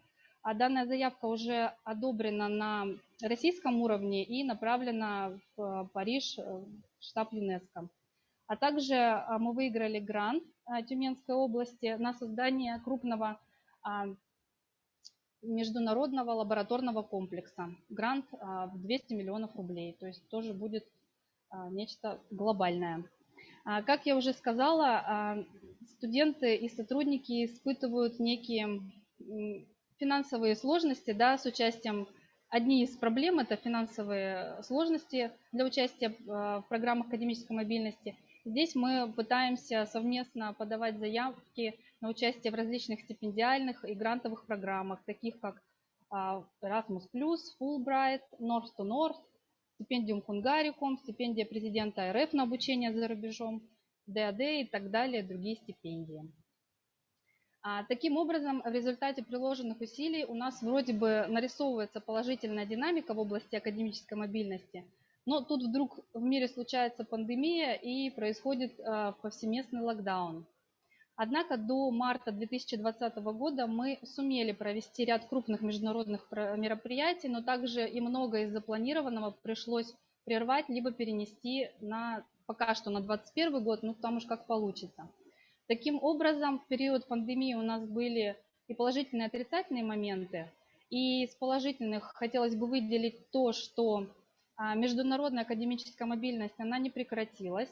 Она в большинстве своих случаев перешла в онлайн-формат, а мобильность внутри страны и вовсе не прекращалась. То есть мы спокойно приняли на своем полевом стационаре ученых из России в июне, в декабре, как это было запланировано. Но из минусов нам пришлось перенести пока что на год 3 крупных мобильности, 2 входящих, 1 исходящую. Это мобильности в рамках реализации российско-британского проекта, а также стажировка студентов из университета Бангора, нашего партнера. Кроме того, наступило время некой неопределенности, неуверенности, когда невозможно что-либо планировать заранее, но все мы надеемся, что это время все временно. И, в принципе, реализация текущих международных проектов продолжается. Наши коллеги и партнеры предоставляют нам удаленный доступ, так же, как и мы это делаем, к данным исследований. Но это все-таки не может обеспечить всеобъемлющий обмен знаниями, и наши ученые ждут возможности проведения полевых исследований. На следующем слайде представлена динамика, как у нас менялась мобильность с 2018 по 2020 год. Здесь видно, что к 2020 году был некий спад, да? Но за исключением случая со студенческой мобильностью в 2020 году, входящей, да, когда нам все-таки удалось провести, прям в последний вагон вошли мы, крупную зимнюю школу совместно с британскими коллегами. Так. Как уже было отмечено, с приходом пандемии наш вуз не остановился в развитии. Все мы были нацелены на поиски новых решений. Понятно, что ничто не может заменить живое общение и кросс-культурный обмен, но мы надеемся все-таки, что это временно, и хотим поделиться своим положительным опытом, что мы приобрели в период пандемии. Как я уже говорила, любая коммуникация, в том числе и с образовательными целями, перешла в онлайн-формат. Используя средства видеоконференц-связи, стало возможным продолжать сотрудничество с зарубежными коллегами, партнерами и обучаться. В связи с высвободившимся временем у ученых появилась возможность посвятить себя обобщению уже полученных данных научных исследований и их публикации в различных источниках, а также написанию заявок на реализацию новых научных проектов. Итак, в 2020 году вместо обычных 35 заявок наши ученые написали рекордное количество 60 заявок на новые исследовательские проекты. В то же время, несмотря на закрытие границ, наши ученые, студенты, ну и другие сотрудники продолжили принимать участие в международных мероприятиях. Ведь практически все организаторы перешли в дистанционный формат. Исследовательская деятельность также не была прекращена, как я уже говорила, да, не была прекращена. Был предоставлен удаленный доступ к данным, и в этот период также было организовано огромное количество различных онлайн-курсов, повышения квалификации, вебинаров, школ и иных мероприятий, направленных на профессиональное и саморазвитие. Даже вот на себе это испытала, что в этом году намного в большем количестве мероприятий удалось принять участие, чем обычно. Потому что обычно все мероприятия были у нас, предполагали, да, очное участие, не всегда согласовывали нам командировки, то финансов нет, то времени нет, а тут можно было и в один день даже в нескольких принять участие. Одной из наших лучших практик в период пандемии по развитию академической мобильности мы считаем реализацию российско-британского проекта «Международная интеграция молодых специалистов» совместно с 3 вузами Великобритании. Данный проект, конечно, предполагался к реализации в офлайн формате, но пока он достаточно успешен и онлайн. Проект рассчитан на 3 года, и его основная цель – это подготовка нового поколения молодых ученых, готовых к участию в международных проектах и коллаборациях. Для участия в проекте были отобраны 3 вуза, можно сказать, из российской глубинки и 3 вуза Великобритании. Каждый из вузов предоставил одного научного наставника и 4 студентов для участия в проекте. Проект предполагает... Извините, время. Да. Время. Ну, можно расскажу про нашу лучшую практику и все. Да. Итак, проект предполагает 4 основных этапа. Это установление связи между вузами обеих стран, формирование 3 рабочих групп, которые будут реализовывать свой научный проект. И каждая рабочая группа состоит из 2 ученых, по одному из страны партнера, и из 4 студентов, из 8 студентов по 4 из страны партнера. Потом мы предполагаем 2 мобильности в каждой из стран для проведения полевых исследований. И весь проект завершится большой итоговой конференцией по результатам исследований в рамках общей темы изменения климата. Ну и последний слайд так, для информации. В принципе, тут говорится о том, о чем я уже и сказала, что в период пандемии, хотелось бы закончить высказыванием Ницше, да, что нас не убивает, делает нас сильнее. Поэтому в период пандемии мы приобрели все-таки положительный некий опыт, научились чему-то новому и готовы к новому миру в новом формате. Спасибо за внимание. Большое спасибо, Оксана. Очень интересный опыт молодого университета, но при этом динамично идущего по пути международного развития. И то, что вы отметили, что ваша географическая позиция, удаленность от центра каким-то образом является таким препятствием на пути к развитию. На самом деле вы же себя и опровергли, показав нам примеры уникальных проектов, которые были бы невозможны, если бы не ваша уникальная географическая позиция, и ваши сотрудники, которые обладают знаниями, именно вот связанными с регионом, с вашим. Да. Есть ли какие-то инструменты, которых вам не хватает на сегодняшний день вот в этих новых условиях для более активного международного развития? Хотя, честно признаюсь, мне кажется, что вы очень активно идете в международную деятельность, вот из тех примеров, которые вы нам показали. Да, мы, конечно, стараемся. Студенты и сотрудники у нас в последнее время тоже достаточно активные. Но вот самой наибольшей все-таки проблемой я вижу, это недостаточно сформированные языковые компетенции. Мы всячески, конечно, их мотивируем. Даже была такая идея включить это в эффективный контракт каждому из сотрудников, что обязательно знание английского языка. Ну, пока этого, конечно, не ввели, но это основное препятствие, потому что люди готовы, люди идейные, но нехватка языка и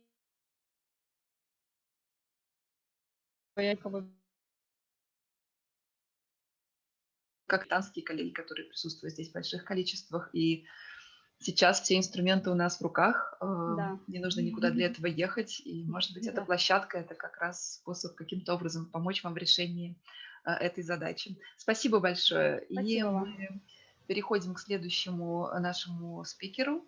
Это Сергей Николаевич Маленко, начальник управления международного сотрудничества Российской Академии Наук. Добрый день, коллеги. Я Владимирович, но это не принципиально. Во-первых, я хотел бы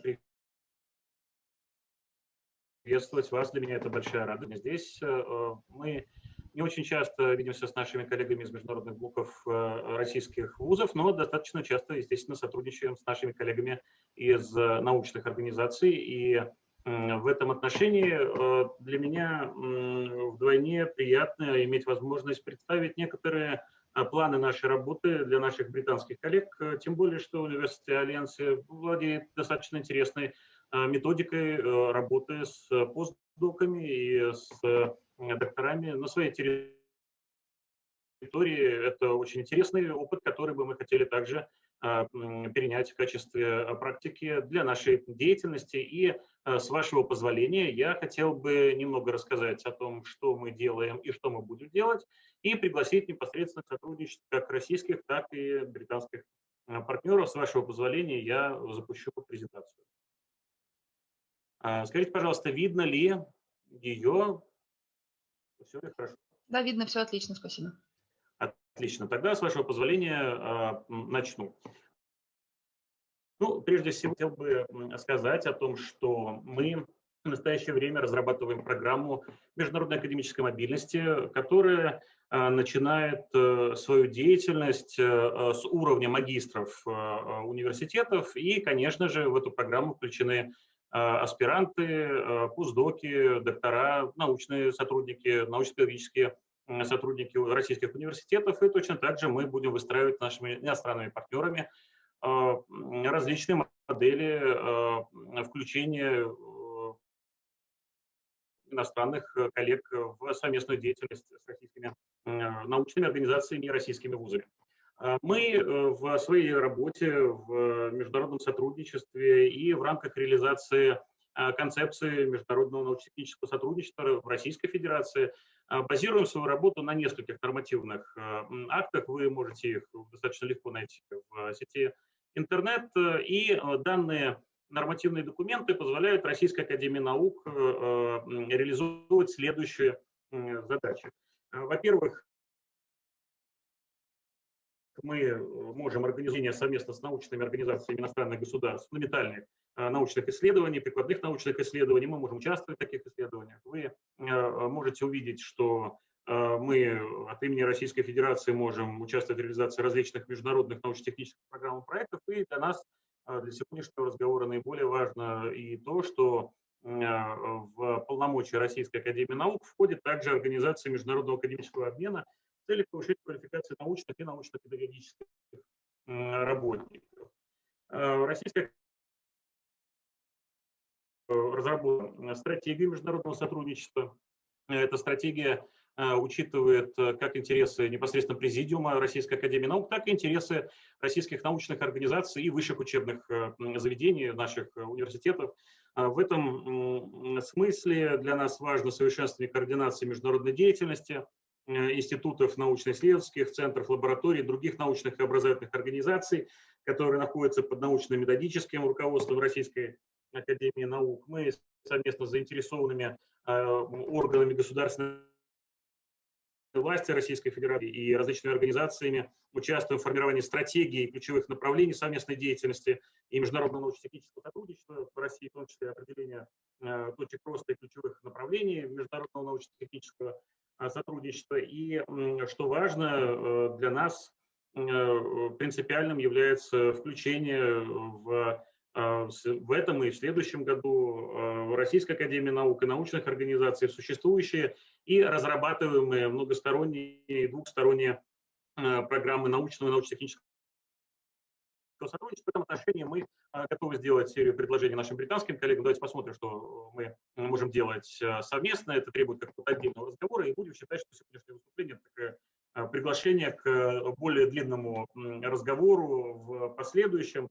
Особо я хотел бы представить вам некоторые блоки направлений нашей стратегии. Как видите, отдельным блоком идут стипендиальные обменные программы и программы поддержки науки и научно-технического сотрудничества за рубежом. Особо мы сегодня говорим про кадры для международного научного сотрудничества, про кадры для научной дипломатии. Это часть задач, которую мы будем реализовывать вместе с нашими иностранными партнерами. Конечно же, мы говорим сегодня и про Королевское общество Великобритании, но я полагаю, что с University Alliance мы тоже можем выстроить определенные проекты или, может быть, программы в течение ближайшего времени, которые позволят нам провести серию конференций, посвященных теме дипломатии. В любом случае у нас достаточно много общих пересечений.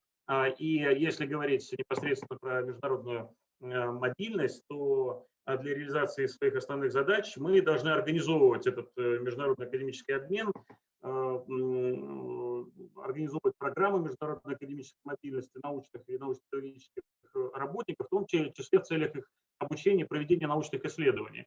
Как вы понимаете, мы сегодня говорим про весь перечень научной деятельности, от вопросов наиболее остро стоящих перед нами сегодня, связанных с пандемией, до вопросов исследования космоса, новых материалов, квантовых технологий и так далее. И здесь мы готовы быть партнерами в рамках организации, в том числе того, что сегодня называется виртуальная мобильность, потому что сегодня мы много раз возвращались к этому вопросу, и коллеги я, кстати, удивлен, что отчасти воспринимается сложившееся ограничение персональных визитов в качестве некоего вызова. Все-таки мы рассматриваем это в качестве возможности, потому что здесь я согласен полностью с коллегами из вуза, который докладывался до меня, выступал до меня, о том, что, конечно, сегодня мы качественно увеличили количество мероприятий, и теперь это не просто поездки куда-то один раз в месяц или один раз в квартал. Это могут быть серия мероприятий, но очень важно, чтобы они заканчивались конкретными результатами. Совместными статьями или совместными исследовательскими проектами мы должны реализовывать совместные задачи в рамках RNDT. Это очень важно. Мы сегодня должны говорить про конкретные результаты. И в рамках нашей работы, я уже сказал о том, что мы разрабатываем сегодня программу международной академической мобильности. В состав рабочей группы по разработке этой программы входят представители научных организаций, высших учебных заведений России, привлечены эксперты и специалисты из различных ведомств Российской Федерации. Мы смотрим, каким образом эта программа может быть реализована, но для нас очень важно, что она будет реализовываться на базе нашей независимой организации.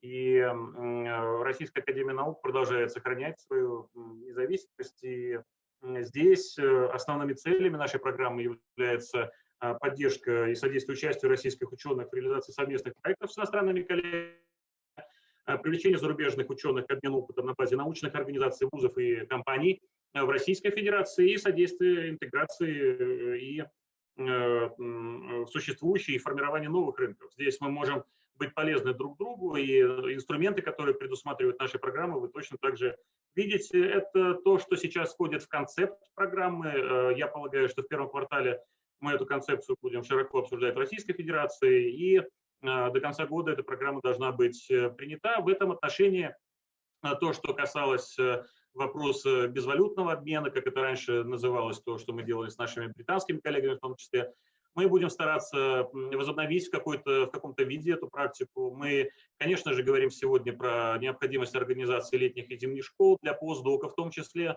Мы говорим про short-term scientific missions и dissemination activities, которые мы должны развивать совместно. Эту работу мы обязательно будем вести вместе. На этом я хотел бы закончить представление презентации и сказать еще пару слов. Дело в том, что в странах Содружества независимых государств принята новая программа, международная программа, она называется Межгосударственная программа инновационного сотрудничества стран СНГ на период до 2030 года. И впервые для постсоветского пространства эта программа предусматривает возможность включения в качестве участников программы представителей государств, не входящих в Содружество независимых государств. То есть это могут быть как государства, так и могут быть партнеры из стран, не входящих в СНГ, готовых к активизации своего участия в научно-технической инновационной деятельности государств-участников СНГ. И здесь Российская Академия Наук может быть интересным партнером для организации совместных проектов в рамках этой программы, в том числе не только с Российской Федерацией, но и на постсоветском пространстве. Я готов ответить на ваши вопросы. Еще раз для меня большое удовольствие и радость быть сегодня с вами. Большое спасибо за приглашение, и позвольте мне считать данную встречу лишь первой в череде встреч, где мы могли бы договориться о конкретных мероприятиях и более подробно поговорить уже за кадрами этой конференции. Спасибо большое, готов ответить на вопросы. Большое спасибо, Сергей Владимирович. Это, безусловно, интересный проект, о котором вы сказали, да, проект международной академической мобильности, который разрабатывается сейчас под флагом Российской Академии Наук. Вот относительно этого проекта, мне кажется, что я буду говорить от лица всех российских вузов. Не могли бы вы сказать подробнее, есть ли какой-то, может быть, бенчмарк международной аналогичной программы, на которую вы опираетесь при ее разработке и формировании? Мы знаем, что во многих странах сейчас существуют такие программы. Или это, может быть, композиция из каких-то элементов? Можно подробнее просто немножко? Да, конечно, это очень просто. Это, конечно же, композиция. Потому что, когда мы говорим про экспедиции, это не ДАД. Когда мы говорим про ДАД, то там появляется понятный облик программы. Мы все-таки говорим про что-то, объединяющее различные задачи, потому что это не просто мне очень просто говорить про просто, как представитель академической среды, это не только участие студентов в обменных программах, или это не только участие магистров в обменных программах. Это все-таки история по поводу центров коллективного доступа, по поводу обеспечения доступа иностранных ученых к уникальному оборудованию на территории Российской Федерации, в том числе для мега-сайенс проектов. Это организация совместных с партнерами проектов по линии мега-сайенс и другого оборудования за рубежом. Это организация совместных лабораторий на территории Российской Федерации исследовательского характера. Это организация экспедиций на территории Российской Федерации и точно так же организация экспедиций за рубежом. Мы сегодня разговариваем с нашими партнерами, которые занимаются вопросами Арктики по поводу серии мероприятий в рамках годов председательствования Российской Федерации в Арктическом совете. И об этом мы тоже сегодня говорим. Но при этом параллельно есть темы, связанные с симпозиумами и конференциями, с темами, связанными со стажировками, как краткосрочными стажировками, так и в перспективе, когда мы примем эту программу, а подобного рода документа не существовало, откровенно говоря, с периода, наверное, Советского Союза. Мы постараемся соединить интересы вузов и научных организаций, и, конечно, интересы наших иностранных партнеров. Мы должны все-таки говорить сегодня о возможности сохранения диалога при любых обстоятельствах, диалога внутри научной среды. Именно поэтому речь все-таки идет про программу для научных работников и научно-педагогических работников. Я прошу прощения для наших иностранных партнеров, что я использую именно этот вокабуляр, но он наиболее понятен моим российским коллегам. И более подробно, конечно же, мы с вами будем отдельно встречаться, мы будем собирать проекторов по международной деятельности для того, чтобы обсудить драфты этой программы, но при этом я не случайно напросился сегодня на эту встречу. При этом очень важно, чтобы была международная экспертиза. Почему я говорю о том опыте, который имеет University Alliance в рамках своей деятельности с докторами и постдоками. Это та тема, которую активно нарабатывает сегодня University Alliance на своей территории, и мы можем здесь быть друг другу полезны в рамках двухстороннего сотрудничества России и Великобритании. Спасибо большое. Действительно широкая программа. А временной горизонт еще раз обозначьте, пожалуйста, когда планируете, так скажем, разработана программа. Спасибо большое. Программа должна быть разработана в этом году, и она пока предполагает шаг планирования до 2030 года. Соответственно, естественно, это среднесрочное планирование трехлетка, ну а дальше будем смотреть. Она должна, мы предполагаем, что она будет, естественно, под флагом Российской Академии Наук, потому что мы являемся главным разработчиком этой программы, но здесь очень важно понимать, что интересы в ней не только лежат в рамках научного сообщества и не только в рамках вузовского сообщества, потому что мы сегодня говорим о широком круге ученых, в том числе ученых, которые трудятся в компаниях, предприятиях, малых и средних предприятиях. И мы здесь тоже должны говорить про МСП, мы должны поддерживать эту активность, мы должны говорить про интеграцию науки в бизнес, мы должны говорить про совместную солидарную деятельность, мы должны говорить про оборот технологий и про вопрос трансфера технологий. Вот эта вот вся история, так или иначе, она увязывается, конечно же, с программой академической мобильности. Она является частью той большой работы, которую мы можем вести друг с другом. Спасибо. Спасибо большое, Сергей Владимирович. Я уверена, что диалог действительно будет еще продолжен. И мы переходим к заключительному спикеру в этой части. Это Джойс Калала. Это выпускница МГИМО, окончившая магистратуру. Сама она из Великобритании. И мы приветствуем Джойс. Это тот человек, который, собственно, является центром той системы, которую мы с вами пытаемся выстроить, международного академического обмена. Все равно все это строится и крутится вокруг студентов. И мне кажется очень важным послушать ее взгляд на происходящее. Джойс, пожалуйста. Thank you very much, Ekaterina. So let me first share my screen.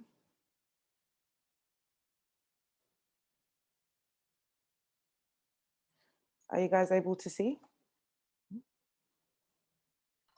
Да, все в порядке.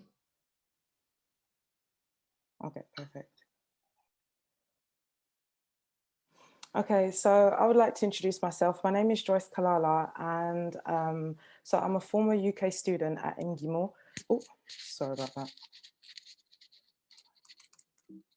Yeah, so I'm a former UK student, and I was actually not a part of an exchange program. So I went there by myself. I did a joint master's program in politics and economics in Eurasia. My course was fully in English and it was 2 years. So that's just a little insight in what I did. So here I would like to speak about my experiences and the benefits of doing what I did. So from a student perspective, studying in Moscow, I was able to experience firsthand a completely different culture to what I'm accustomed to and what I'm used to. And I also met, amazing people. Here you can see at the bottom, I met Gennady Zyuganov, sorry. I also was able to meet the British ambassador of Moscow. And of course, I was in an international environment. And I think that's the thing that MGIMO is really, really strong with. It's international networking and also the ability to just meet these extraordinary people. I was also able to learn Russian. So MGIMO is really, they've got a really strong language department and with excellent professors who are, I would say, bilingual Russian and English with 8 hours intense Russian classes per week. So that really, the intense Russian courses really accelerated our Russian learning. And to me, I also need to emphasize really the international environment really, really helped international students to get comfortable in being in maybe such a completely different country. So now I would like to speak about my challenges. Of course, it was learning the language. Of course, when I came to Moscow at first, as I was not an exchange student, I didn't know much Russian, but the classes helped me a lot in understanding the language and how to navigate. Also the cultural differences, that was something that it was very shocking because Russian people and English people are very, very different and understand things very differently. So that was something that I had to get accustomed to. And also I think the most important thing in my experience was the tailored support. Maybe because I came by myself, I felt like the admin support wasn't really tailored to, it was mostly focused on academic research and academic progress and also career progress, but not so much I would say the emotional support of the student, as this can be an extremely daunting experience, I would say, and very different to what many students are used to. So I think there was not that much focus on what the students were actually going through on a day-to-day basis. So for me, as a student, what I've learned to just, I would say, to get more from the Russian UK experience, I would say it's to engage in activities, of course. Of course, when I say activities, due to the post-COVID-19 era, I would say online activities and interacting with native Russians to also understand the etiquette and the culture of Russia, just in general. I think that's also important. And also the different ways in which Russian professors or Russian lecturers teach, because there's a big difference between the UK and Russia, and to also just enjoy the process. And for me, I would say the admin, I'd say mostly for the UK. When I came to Russia, it was quite a shock to a lot of people, as it's not really promoted. I think one of the guest speakers also spoke about promotion of Russian education and sciences. I think that's really, really important in order to get more students, especially UK students, to go to study in Russia. When I studied at MGIMO, there was only one other UK student who was in the master's program and another student who was an undergraduate also in an international program. So I think And compared to even the French students or the American students, there was a huge difference. And I think that's mostly part of, on the UK side, to promote Russian studies, to, I would say, get UK students to familiarize themselves with the Russian culture, with the Russian language, just with everything with Russia, and also especially the benefits that they will get from Russian sciences and education. As I believe, for my personal development, when even just speaking to anyone, it really hones on your soft skills. And I think as students, we need to learn that soft skills are equally as important as like hard skills or technical skills, having tact and diplomacy. That's what I gained a lot, and I had to use a lot of that maneuvering around Russia, Moscow, and just dealing with people from such different backgrounds and thought processes.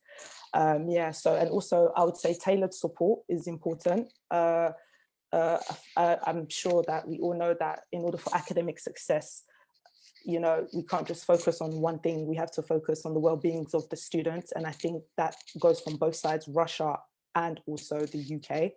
And also, last but not least, I think also the funding, I'm not too sure, can't speak much about how that would work with the exchange programs, but by myself, and I've also noticed with a lot of foreign students going into Russia, they were quite not well informed of how the visa process goes.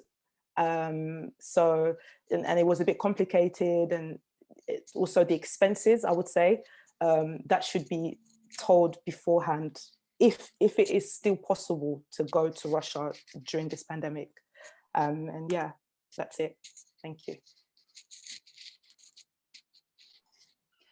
Большое спасибо, Джойс. Мы все были очень рады услышать из первых уст, как говорится, опыт обучения в России британского студента. Это важно для нас. Ты очень много говорила о интеграции, адаптации, и мы все понимаем, что это действительно важный вопрос для иностранного студента за рубежом. Как ты считаешь, могут ли разработанные сейчас онлайн-инструменты, опыт онлайн-обучения, преподавания помочь нам в решении этого вопроса? Yes, definitely. I do think so. One thing is with online, and as I'm speaking to current MGIMO students who are doing online courses, they lack in motivation. And I think for me, it's because I didn't go to uni during the pandemic. I graduated during the pandemic, but being offline, you're more inclined to be engaged and doing things. Whereas online, you lose a bit of motivation because you just feel like you're just at home anyway, you're not really getting the experience of being actually in Russia and, you know, dealing with all the, you know, Russian, just the whole Russian way of living.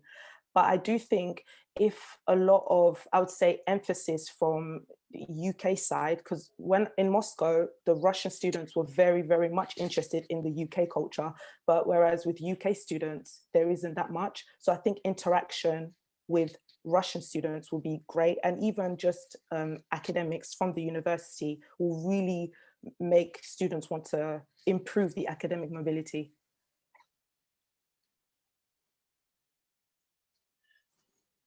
Ты также говорила о необходимости продвижения информации о возможностях обучения и научных исследований в Российской Федерации. Как ты думаешь, какие каналы наиболее эффективно использовать для этих целей? I do think, well, I think definitely doing it online. And I think also whilst the students are actually within the program, just to let the students know, whether it be online or whether it be through the, I would say, just through university or just any ways of promoting, I would say, would be the best way to let students know about the research programs. Большое спасибо. Нам было приятно тебя увидеть и услышать. И сейчас я бы хотела обратиться к нашим коллегам из Великобритании, которые присутствуют сейчас в этой сессии. У нас есть вопрос, на который они, безусловно, могут ответить. Вопрос относится к программам двойного диплома. Именно как британские работодатели воспринимают программы двойного диплома. Является ли наличие двойного диплома для британского работодателя несомненным плюсом для того, чтобы нанять такого человека на работу? Или же, может быть, есть какие-то другие международные аспекты, на которые они обращают внимание? И есть ли какие-то планы у Великобритании по увеличению количества программ двойного диплома между Великобританией и Россией? Это вопрос от наших слушателей и зрителей.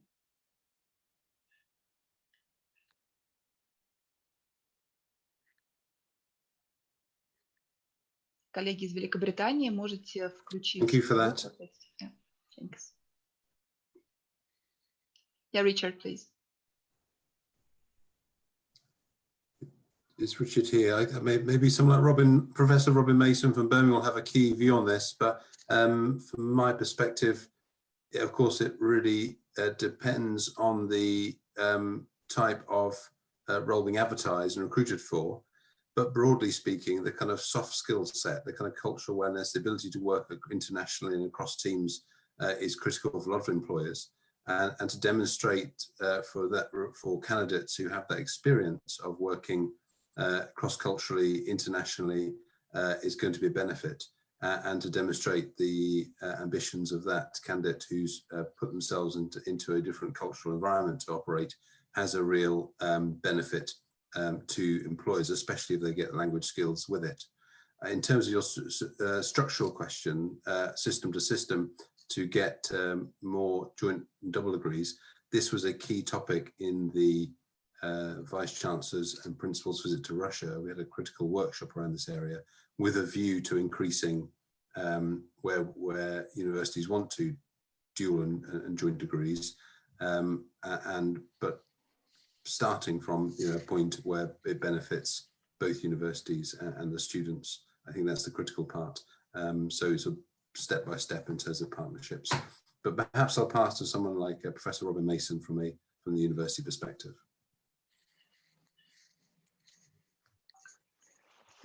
Thanks, Richard. Happy to come in. A good test of my microphone, by the way. Can everybody hear me okay? Okay, very good. I see some nods. So really just to echo what Richard has just said, in general, we know that students who have had periods of study abroad have better academic outcomes, do better in their degrees. I'll mention a few statistics in a moment, and also better employability outcomes.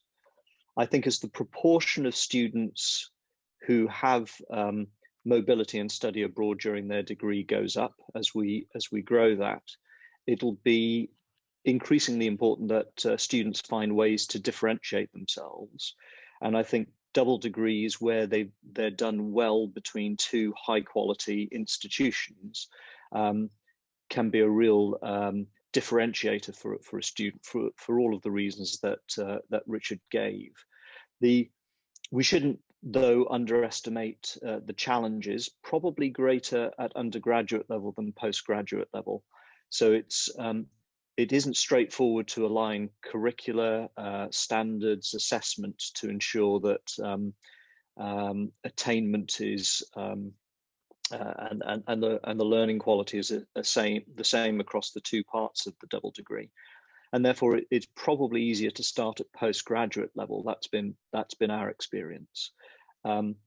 But my prediction is that there'll be increasing appetite for double degrees, but a few challenges to navigate to actually get them in practice.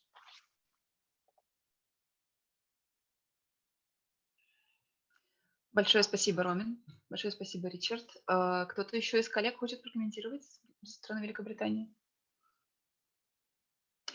Тогда еще следующий вопрос в продолжении того, что сказал Робин, о том, что не нужно недооценивать сложности студентов, да, в рамках реализации таких программ. Если мы говорим о классическом примере международной академической мобильности, о семестровом обмене, как сейчас выглядит академический календарь Великобритании? Есть ли какие-то тенденции к тому, чтобы пересмотреть его структуру? Потому что мы знаем, что По крайней мере, в отношении России академический календарь очень сложно соотносится, и отчасти это вызывает проблемы в том, чтобы студенты могли приехать, например, в Россию на какой-то период времени для обучения или прохождения научной стажировки.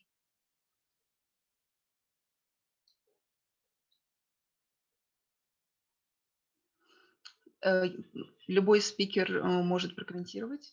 Пожалуйста, включайте микрофон.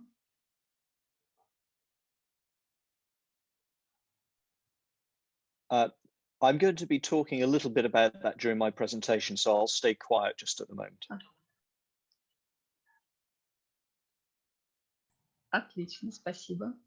Коллеги, я хочу просто коротко еще сказать, что мы сегодня работаем без перерыва, мы немножечко вышли за рамки нашей сессии, поэтому сейчас хотелось бы пообщаться с коллегами, но перерыва не будет. Повторю свой вопрос, меня просят коллеги повторить вопрос. Вопрос заключается в том, что у нас разнятся академические календари у Великобритании и у России, и в этом отчасти заключается проблема имплементации международной академической мобильности, короткой или семестровой.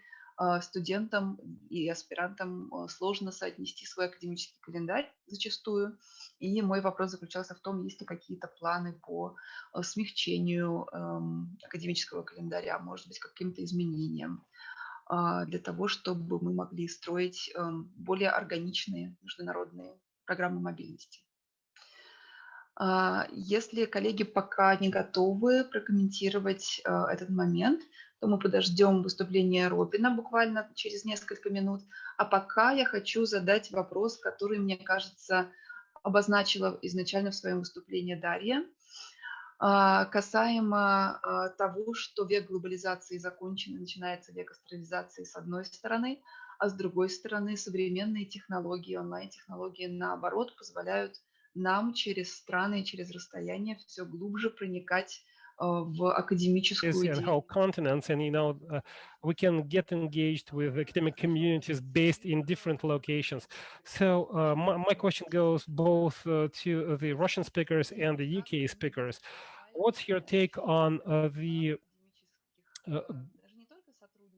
global future of academic mobility and scientific collaboration for the next decade, given the two opposing trends? On the one hand, we are trying to isolate from each other, because this is one of the trends. On the other hand, online, we see a high degree of integration despite the distances. Tim, I see that you're online. Would you like to take the floor and offer your view on that? Right, yes, thank you for putting me on the spot, as we say in English. I think that, of course, I don't like to answer the question relating to one decade, because sometimes, we all know as scientists that we don't know what's going to happen in the next month. But what I would say is that I think there are sort of certainly chances here, for using academic mobility online. I'm going to talk a bit about this in my talk later as well. But one of the big I noticed that the discussion so far has been very education orientated. So my background is more research, but one of the main obstacles, actually, I find in making contact with and starting collaborations with Russian colleagues is actually making that first contact and actually becoming aware of what's going on in Russian universities. Usually I find that if Russians, they don't sort of travel very much compared to people from Western Europe. They don't publish so much in international journals. I hope I don't offend anyone, but this is true. Russian websites are often very bad if you're trying to find, information about, what people are doing. And so I think, because, there are these chances for online conferences now, I think, this online mobility, if it's such a word, is something that should definitely, be explored and exploited at this time, just to familiarize, different research groups in the two countries with each other's, areas of interest. I hope that wasn't too rambling.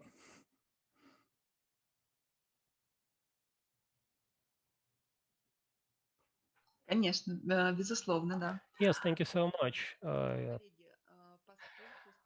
Well, thank you so much, Tim. Once again, I do realize that you specialize in research rather than education, but like I said, since we're slightly behind the schedule, I suggest we skip the break and move on to the second part of the forum directly, so that our UK counterparts have more time to discuss various issues. And in between their presentations, we will have an opportunity to discuss some of the questions submitted to us by the audience. It's a pleasure to introduce to you Robin Mason, Pro Vice Chancellor and Vice President for International Affairs, University of Birmingham. And Robin, the floor is all yours. We're all ears. Thank you very much. I'm going to attempt to share my screen, and hopefully you can see my first slide. Again, I see nods, so that's great. Thank you very much for the invitation to talk at today's event. I was just reflecting that it's almost 30 years, it'll be 30 years in December since I first visited Russia. And it would have been great to be able to be there in person this time, but clearly events conspire against. But wonderful that we can meet virtually and talk about this important issue.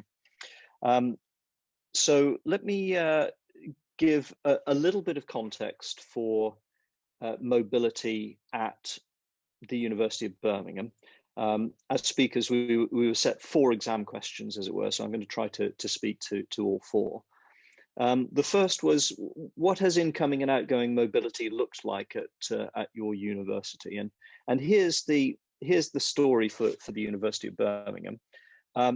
Before 2016, that date being when I took up the post of Pro Vice Chancellor, the first Pro Vice Chancellor International the university had, mobility was not particularly a priority. The university only began to offer study abroad in the academic year 2012-2013. By the time I arrived, we had just short of 9% of the undergraduate cohort being mobile. And actually, one of the first things that I did was to say, we really need to do something about this. All of the evidence, as I was suggesting in some of my earlier remarks, points to the academic, the social and cultural, and the employability benefits of mobility. So, you know, the aggregate statistics are that students who study abroad are about 20% more likely to get a top degree. They're about 20% less likely to be unemployed at the end of their degree. They're about 10% more likely to get high-level jobs after graduating. But we also know that students come back from their period abroad talking about how transformational it's been, not just in terms of academic and employment benefits, but socially and culturally, and in the way that they view things. They mature and change as individuals. So we made mobility a key plank of our international strategy. 4 years on, we're just a little bit short of 20% of the undergraduate cohort mobile. Our aim is to get that up to 26% by 2026. Actually, I think we'll get there before then, and so we'll be looking to press on from that level. And I hope getting into the 30s in terms of percentage of students who are mobile during their studies. Now, all of that, of course, has encountered some headwinds thanks to COVID. We responded in a couple of ways. We were determined to support all forms of mobility as much as we possibly could. But nevertheless, we were constrained by the guidance given by the UK government. So in the end, we supported physical mobility only for so-called mandatory subjects, those subjects for which a study abroad period is an integral part of their degree. Modern languages is the obvious example, but we have 5 or 6 other programs where it's all of the learning outcomes are predicated on a study abroad period, but subject to UK government guidelines. And then what we did for all other students, and I'll give you some numbers in a second, was give them as much flexibility in their options so that they could hopefully not cancel their study abroad altogether, but they could instead defer, so take a year out and resume study abroad subsequently, or invert, so continue study at Birmingham for this academic year and then do their study abroad in the next academic year. We revised that position actually in December because it became apparent that certainly for modern languages students, that was going to create some real problems. So we have allowed much more mobility, and I can go into some details if you like, but subject to very comprehensive risk assessment. So in fact, every case where a student wishes to study abroad needs to be signed off ultimately by me. So what we have this year, just to give you a sense, now these figures here are just for students doing a full year study abroad. I'll talk a little bit about the array of options that we've got for shorter term mobility, but we had a total of around 630 undergraduate students who are due to spend the whole year studying abroad. 264 of those have continued to do that either physically or virtually, and then all of the others have either cancelled. Fortunately, not too many of those. Most of them have chosen to delay their study abroad and do it in subsequent academic years. I should say of that 630, 28 were due to study in Russia with Russian partners and with a number of institutions who are in the event today. So COVID has certainly led us to reflect on how we offer study abroad. It has accelerated a process that we were going through already, which is a process of becoming much more flexible and recognizing explicitly within the curriculum short-term mobility. So I mentioned we only started offering study abroad in 2012-13. Until very recently, the only form of study abroad, more or less, that could attract credits was a full year study abroad, where we've just restructured our academic year. So we have gone to a semester system. That's led us to restructure the curriculum. And as part of that, we've baked into that the recognition for credit of shorter term mobility, a semester or even shorter. How short is an academic judgment, which is done by the academic tutors in the department and school involved, but we now recognize much shorter forms of mobility as carrying credit towards degrees. We've also, as everybody else on this event will have done, have provided significant support for virtual mobility. And colleagues have done a huge amount of work very rapidly.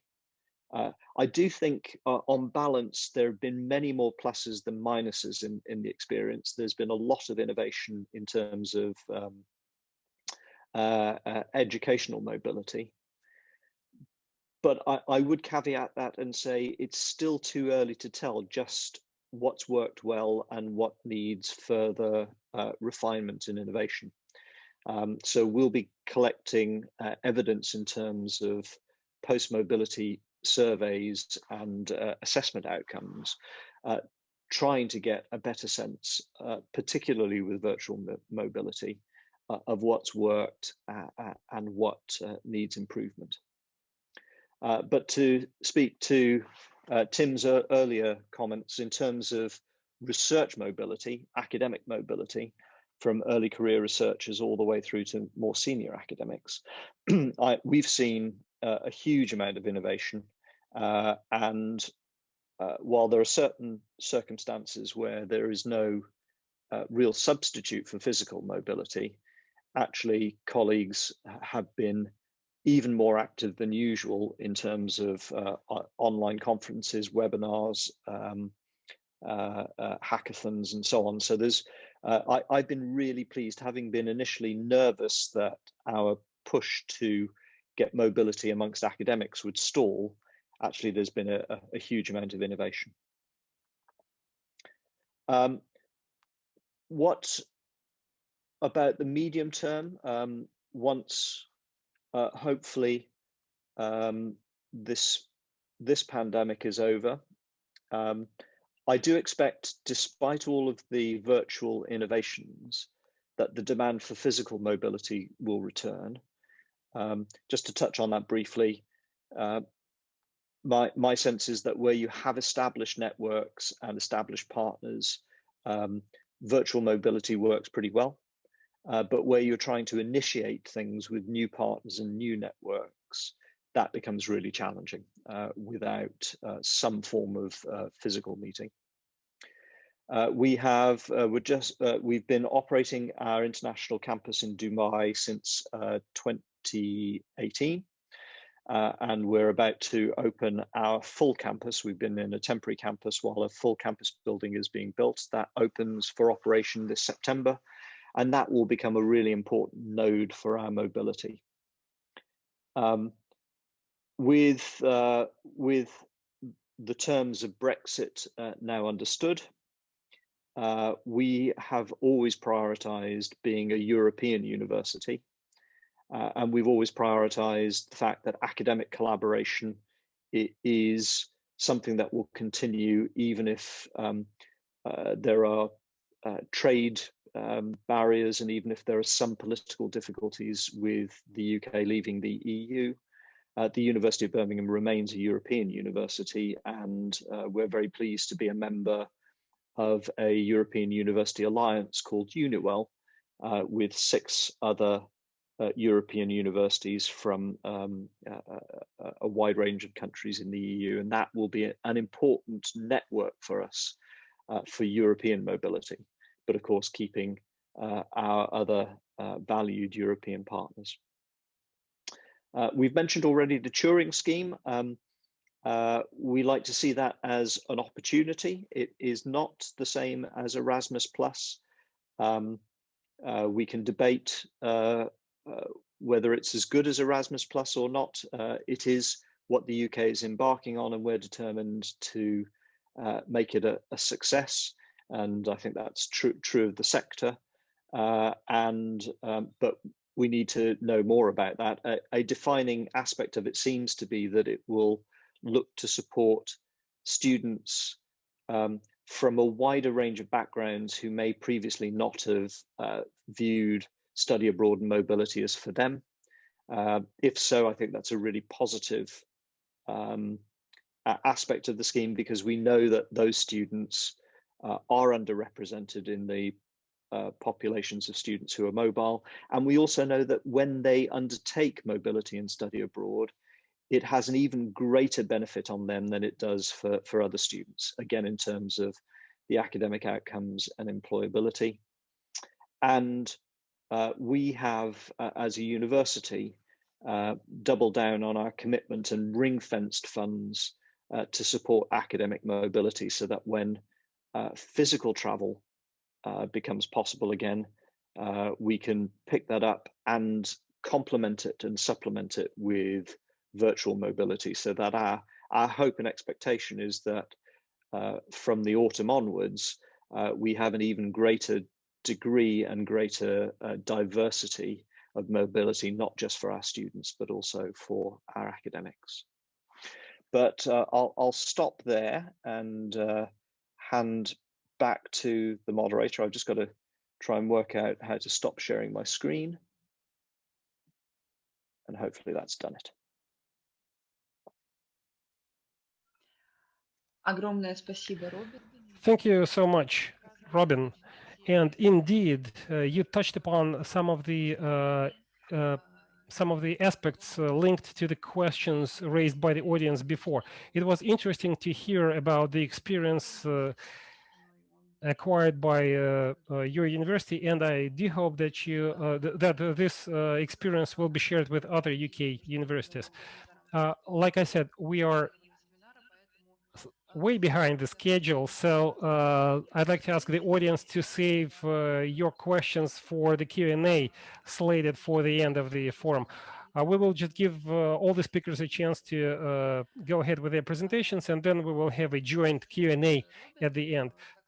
Thank you so much, Robin, once again. Now I'd like to pass on the floor to Carlos Santos de Souza, International Opportunities Coordinator with the Birmingham University, and Daniel Niagu, Professor of Computing, University of Bradford. University of Bradford. The floor is all yours. I hope you're online. Thank you very much, Ekaterina. I will just try to share my screen with you. Can you confirm that you can see my screen? All right, thank you very much, Ekaterina and Daria, for inviting us to be part of this this panel. The University of Bradford is delighted to share with you and all the panel and the students the cooperation that we have been implementing with Russian universities and other universities around Europe and the rest of the world. I will be sharing this presentation with my colleague Daniel Niagu. I will start the first part of the presentation will be delivered by myself. So the first 5 points I will be delivering, and then Daniel will join to share some specific case studies that we have been implementing in the field of computer science with postgrad students doing and joining research projects. So just the first slide, just to for those people that they don't know where the University of Bradford is based. We are based in the north of England. We are 2.5 hours train distance from London and Edinburgh, very close to Manchester, Leeds. That's why when students are joining us, they can very quickly visit other parts of the UK, because studying abroad, academic mobility is also about cultural engagement, and students enjoy doing that while they are studying with us. The first slide that I have to share with you is the funding, the overall funding that the University of Bradford has been securing in the last 4 years to support academic mobility. This is both for incoming and outbound mobilities. Most of the funding, as you can see, came from the Erasmus Plus projects. We had a huge increase between 2018 and 2020, up to more than £1 million that we have managed to secure to implement mobilities with our partners. This is particularly important for the partnerships that we have been putting in place, not just with Russian universities, but also with universities from Canada, from Brazil, from Egypt, Jordan, and China and India as well. So in those 4 years, we have managed to increase the number of students and staff going abroad, and we have also prioritized our academics to visit our partner universities. I was planning to visit ITMO University in April 2020 for the International Info Days, but that was not possible due to the pandemic. But we have been trying to increase those numbers of students and staff coming in and out. We managed to increase and to have more than 330 mobilities in 2019-2020. During 2020-2021, we have still students on exchange. Unfortunately, for term 2, we are only supporting virtual mobilities, but during term 1 of 2020, we managed to welcome more than 100 students to our campus to study and do research with us. In terms of the funding, particular funding for Russian universities, it is very recent, the partnerships that we have in place with Russian universities. It started in 2018 with the external funding that we managed to secure. In those 2 years, we had more than £180,000 secured to implement those mobilities. Most of this funding that we have secured is going to be extended beyond 2020 and 2021 because this is part of Erasmus funding that we have secured, and we can extend. We have those projects approved until 2022, 2023. So we will be using that money to implement those mobilities. And we have been doing this in the last 3 years. More than 61 mobilities that we have implemented with Russian universities, not just with ITMO University, but also with other partners that we have managed to collaborate with Russian universities. And you will see Daniel will be talking about specific projects where students have been joining us to do some research and to join research projects with us at University of Bradford. This has been a particular focus for us in terms of mobilities, moving away from the traditional mobility of going abroad to study and to join and taking modules. We want also students, particularly master students and PhD students, to go abroad and to do some research, and that research could be could come out as published articles. We managed to do this in the last 3 years, and some articles have been published already in the field of international relations, also in the field of life sciences, and we expect that we will have also joint publications in the field of computer science between students and our academics. I will give the floor to Daniel, and he will be talking about more specific cases. Daniel, the floor is yours. Thank you, Carlos. Hello, everybody. My name is Professor Daniel Nagu. I'm Professor of Computing at the University of Bradford, where we both are from, just to clarify the definition of our practically membership. And I run a couple of, internal organizations that are suitable for mobility, both for academics, so staff and students, and academic collaboration, and I'll refer to them in the future as well.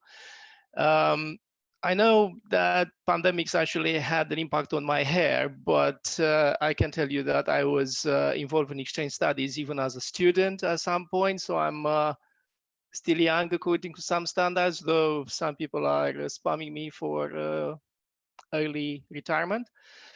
And I can tell you that as a student and as a tutor and then as a coordinator, I understand both mindsets of students and staff.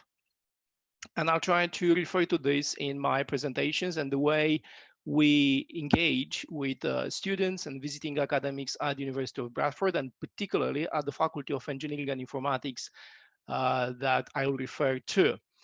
Next slide, please, Carlos. Right, so very quickly, the University of Bradford and particularly Faculty of Engineering and Informatics are research active institutions, as our colleagues are from as well. In my faculty, we run our activities through 6 departments that are named from mechanical and energy systems, civil and structural engineering, chemical engineering, biomedical and electronics, computer science, where I work actually in the faculty, and media design and technology.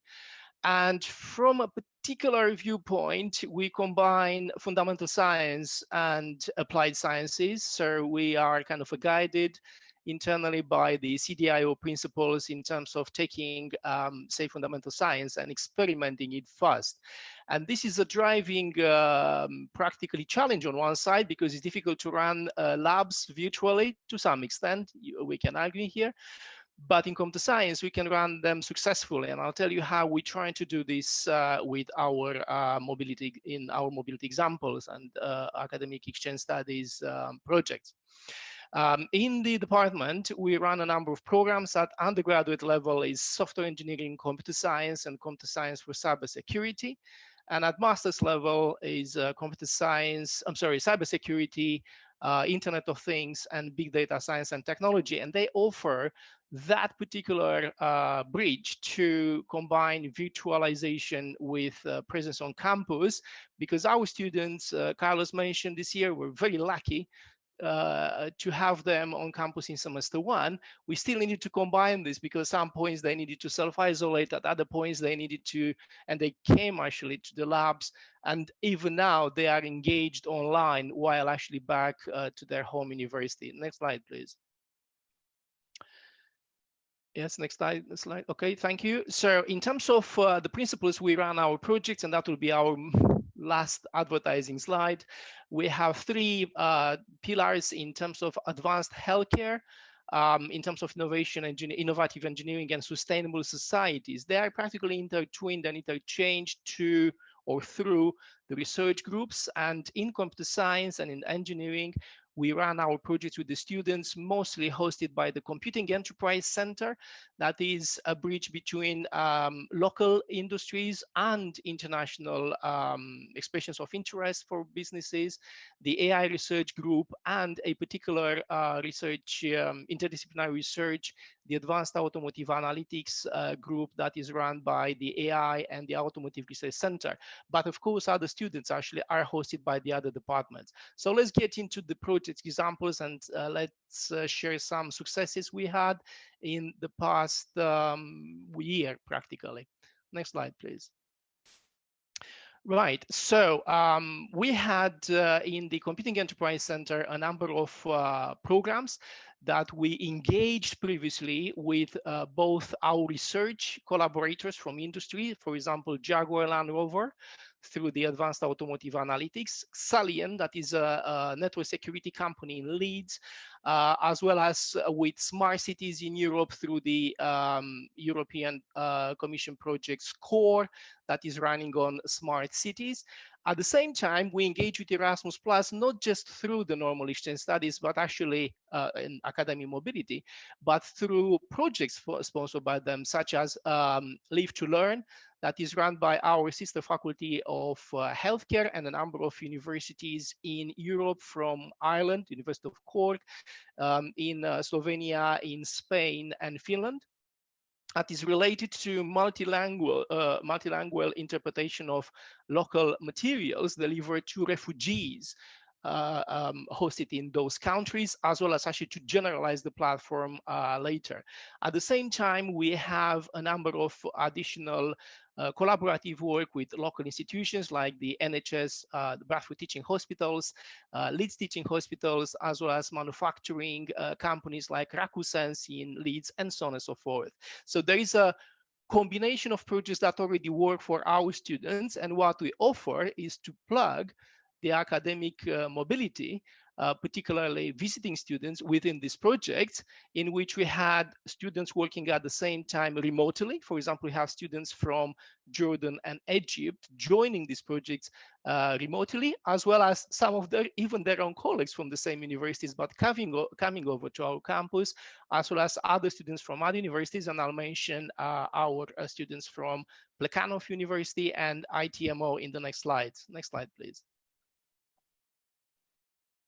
So one of the best successes was actually coming in two waves, and I will need you to read from right to left. brought actually by Svetlana Bormotova. She was my tutee and the first actually Russian student joining my classes a year ago. She came actually for our semester. And I know my colleagues will say, no, that's not possible because of the English weather, particularly the Yorkshire weather is dreadful in semester 1 when she came in, but she applied to extend her studies to Bradford for the full year. So she moved to a final year project that is generally over 2 semesters in the final year, while taking a number of modules as well. I can actually, just to give you some feedback, I noticed that all universities, all my colleagues presenting their universities in the UK came with pictures from the campuses with blue sky. I can tell you that when I landed in Bradford in 2002, I was given a weather prospect with a number of sunny days and number of rainy days in Bradford. And I still have that particular prospect and I can refer to it when I do my research with Met Office. However, Svetlana wanted to continue her work, and that was a very interesting point she made, because coming from ITMO University with IT studies, she said, I have a general background, I have a very good fundamental sciences background, extremely good background in statistics, coding was there, okay, but we said, I wanted to explore data sciences. I want to go into big data. I want to join my classes and let's see how we can go for it. Now she's employed in Russia as a data scientist. She's already starting a project with her colleagues. You can see some on the left. I'll come back in a second on this, in terms of the applying data science for the well-being of people and for the society good. And she said she's got now a professional development and an interest in her life. She's already moved because of this collaborative work that was heavily supported by and very promptly supported by our colleagues in ITMO into her journey to accommodate this while still taking some classes at home online. So Svetlana has joined one of our projects in AAA, in Advanced Automotive Analytics, referring to one of our collaborations with an OEM company, a British-based company, and she's done so well. Actually, we're still working on her results now with the potential to continue the project with other colleagues of hers. You will see it in the next slide, but actually coming from Plekhanov University.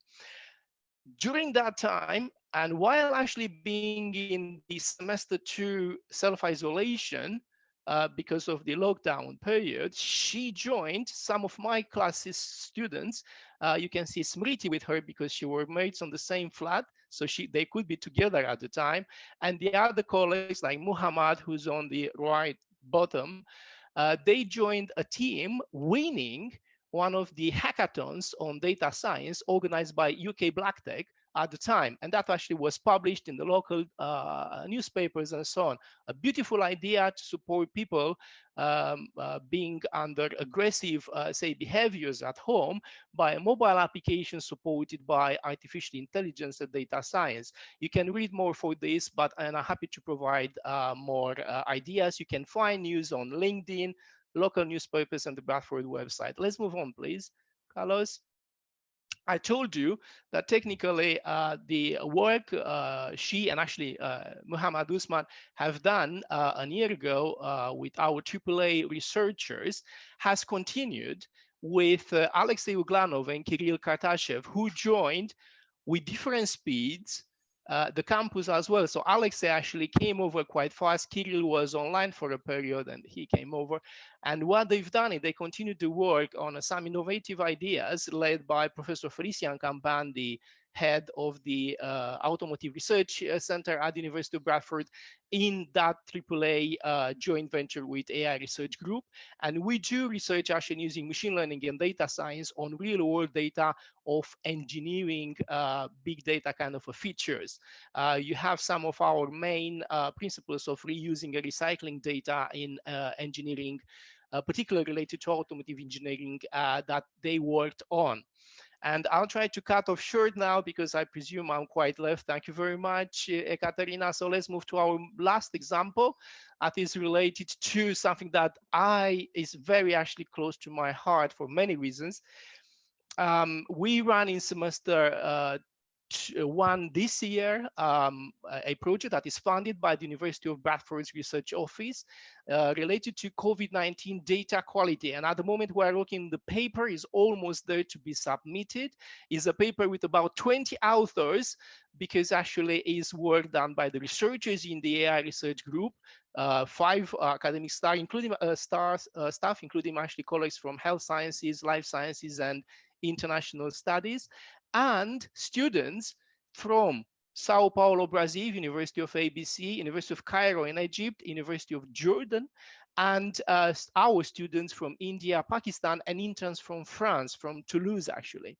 The work we're doing is related technically to measuring data quality on COVID-19 public data. And of course, you can see, hopefully soon, that the data refers to their countries as well. So you can see some statistics related to data originated from Russia as well, thanks to Olga Novokovskaya and Yulia Silova, who actually led some of our work on the streams related to statistics and machine learning. I think I'm close now to the end of my presentation. I'm happy to take questions, but what we can tell you is that we not just accept applications, but actually we can work in a blended way, virtual, online, and on campus as well. And I think actually passing the information from the alumni, from our previous students in Bradford, actually will help the new applicants. So we're very happy to, and we're still in touch with our students. Thank you very much.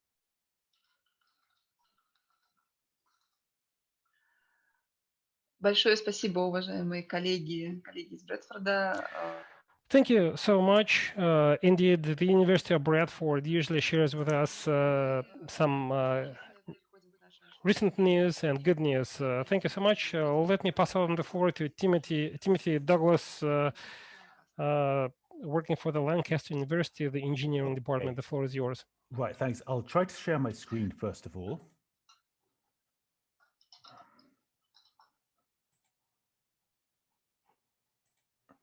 Right, so can you now see the first slide of my presentation? Nods. Okay, so bottom-up UK-Russia collaboration. So anyway, thank you very much, Yekaterina, for giving me the chance to talk today. I've entitled my talk Bottom-up UK-Russia collaboration because in contrast to a lot of the talks today, this is going to be focused on research rather than education. And also, I'm just going to share some of my own personal experiences without wishing to claim that these are true for everybody. I hope you find some of them useful. So the main message that I want to show you today is I think collaborations with Russian scientists, in my experience, have gone well when they've been bottom up. They've grown organically from the bottom via contact between individual scientists, as opposed to what I call top down, where two important people at universities meet and say, oh, let's just try to work together. I've also been involved in that, and that hasn't worked very well, to be honest. I'll start this by talking to you about Lancaster University, where I work, what kind of international mobility there is, and also what initiatives exist between the United Kingdom and Russia.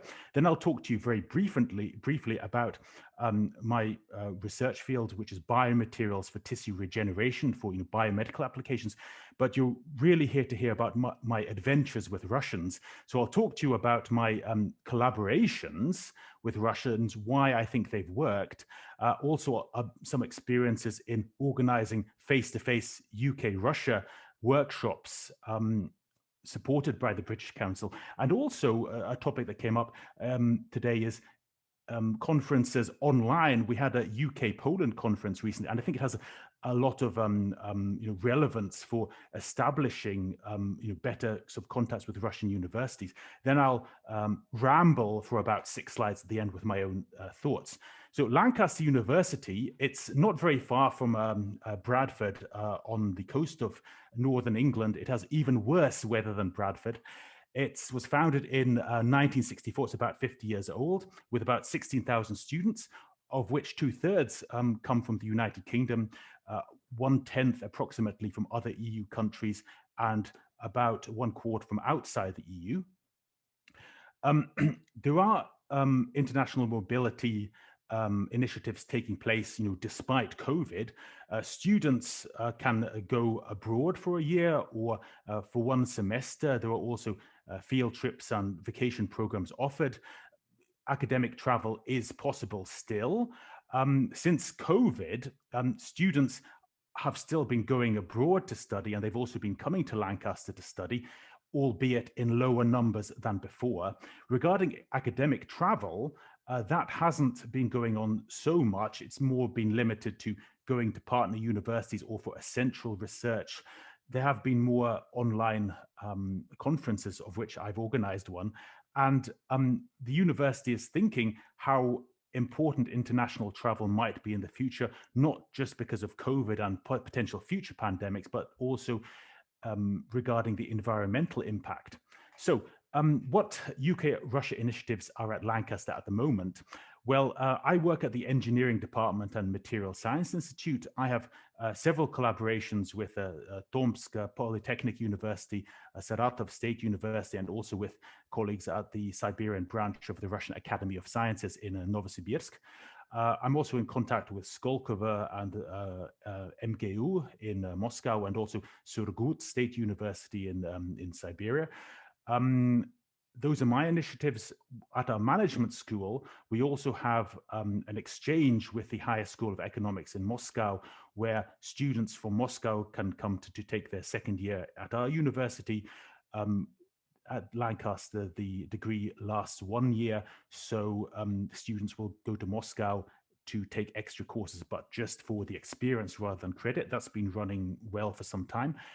Also, they've introduced a so-called international module where people can take part in a summer school at foreign universities, including in Russia, for sort of credit, which will hopefully stimulate mobility. So very quickly about my research area, I work on biomaterials for biomedical applications. So basically, if you have sort of bone fractures or bone defects as a result, which require a material which to be implanted to help the healing, you can implant different materials like these ceramic materials here on the right, or hydrogels. Very briefly, it's a multidisciplinary field, so you need collaboration from material scientists like myself, but also biologists, chemists, doctors, and so on.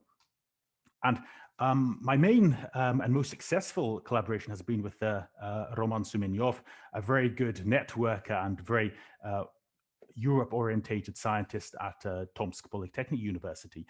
We first made contact in 2012 at a conference in Poland, and we've been collaborating since 2014, many joint publications. I used to work in Belgium. We had a joint grant via the Eranet Rus Plus program. It's not a program that the UK takes part in usually, but we also have had exchanges of students.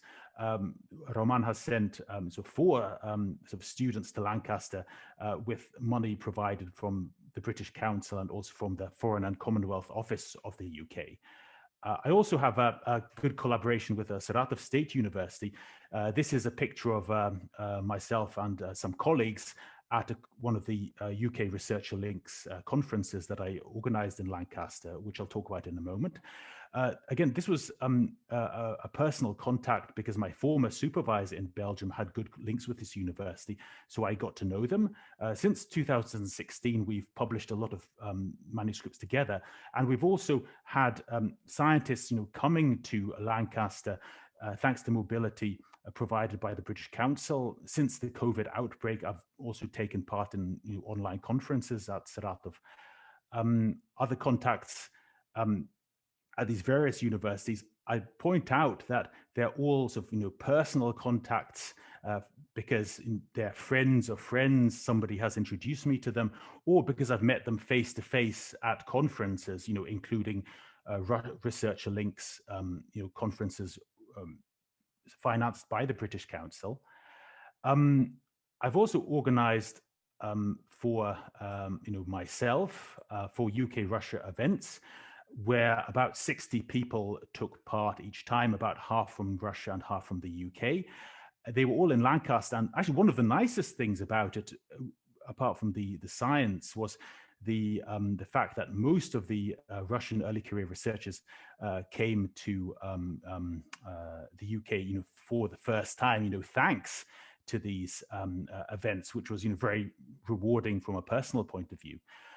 I've also organized since COVID a UK-Poland online conference, which actually had 120 participants from the UK, Poland, and other countries. And why I'm mentioning this, we had the scientific quality was just as good as at face-to-face conferences, but also we had an online poster session on Twitter, where actually the posters were viewed by over 50,000 of people. So, I mean, Twitter actually is not so popular in Poland as it is in the United Kingdom. I have the suspicion that it's not so popular in Russia as it is in the UK. But I noticed as a result of this event that many people from Poland started to make Twitter accounts, and actually that it could be a very effective means of spreading knowledge about the research areas of scientists, within the two countries. One of the biggest problems, to be honest, about collaborating with the Russians, it's hard to find out, what's going on at the universities, because they often don't publish in international journals, and their websites, I'm sorry, they're often a disaster as well.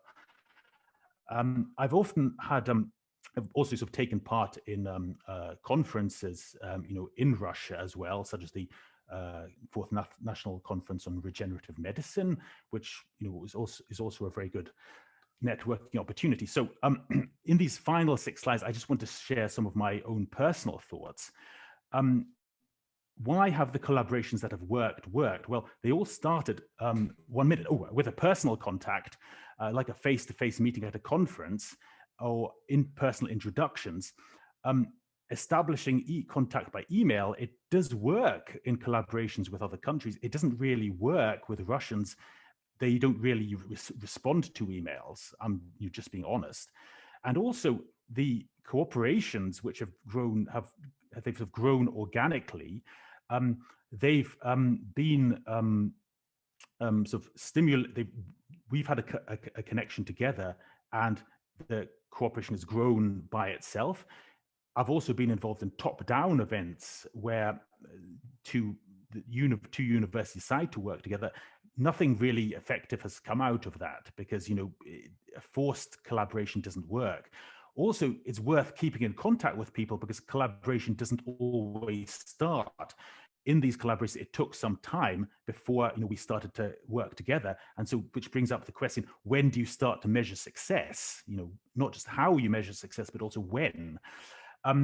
Russian researchers have been very keen to come for short periods of time.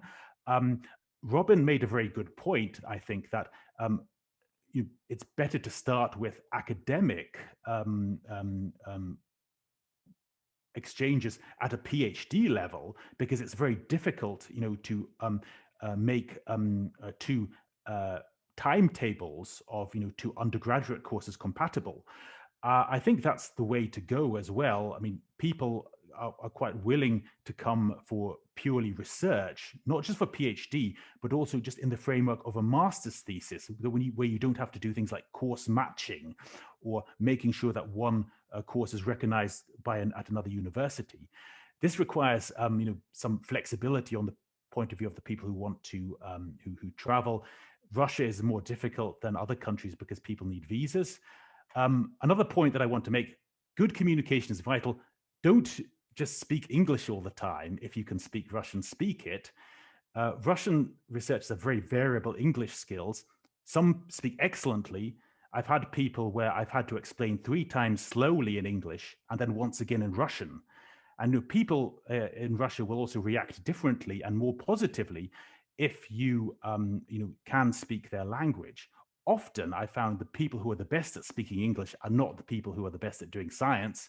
If you can speak Russian to people, you will get good people coming to work for you who are good at science. Yes. Hope I'm not going too much over time.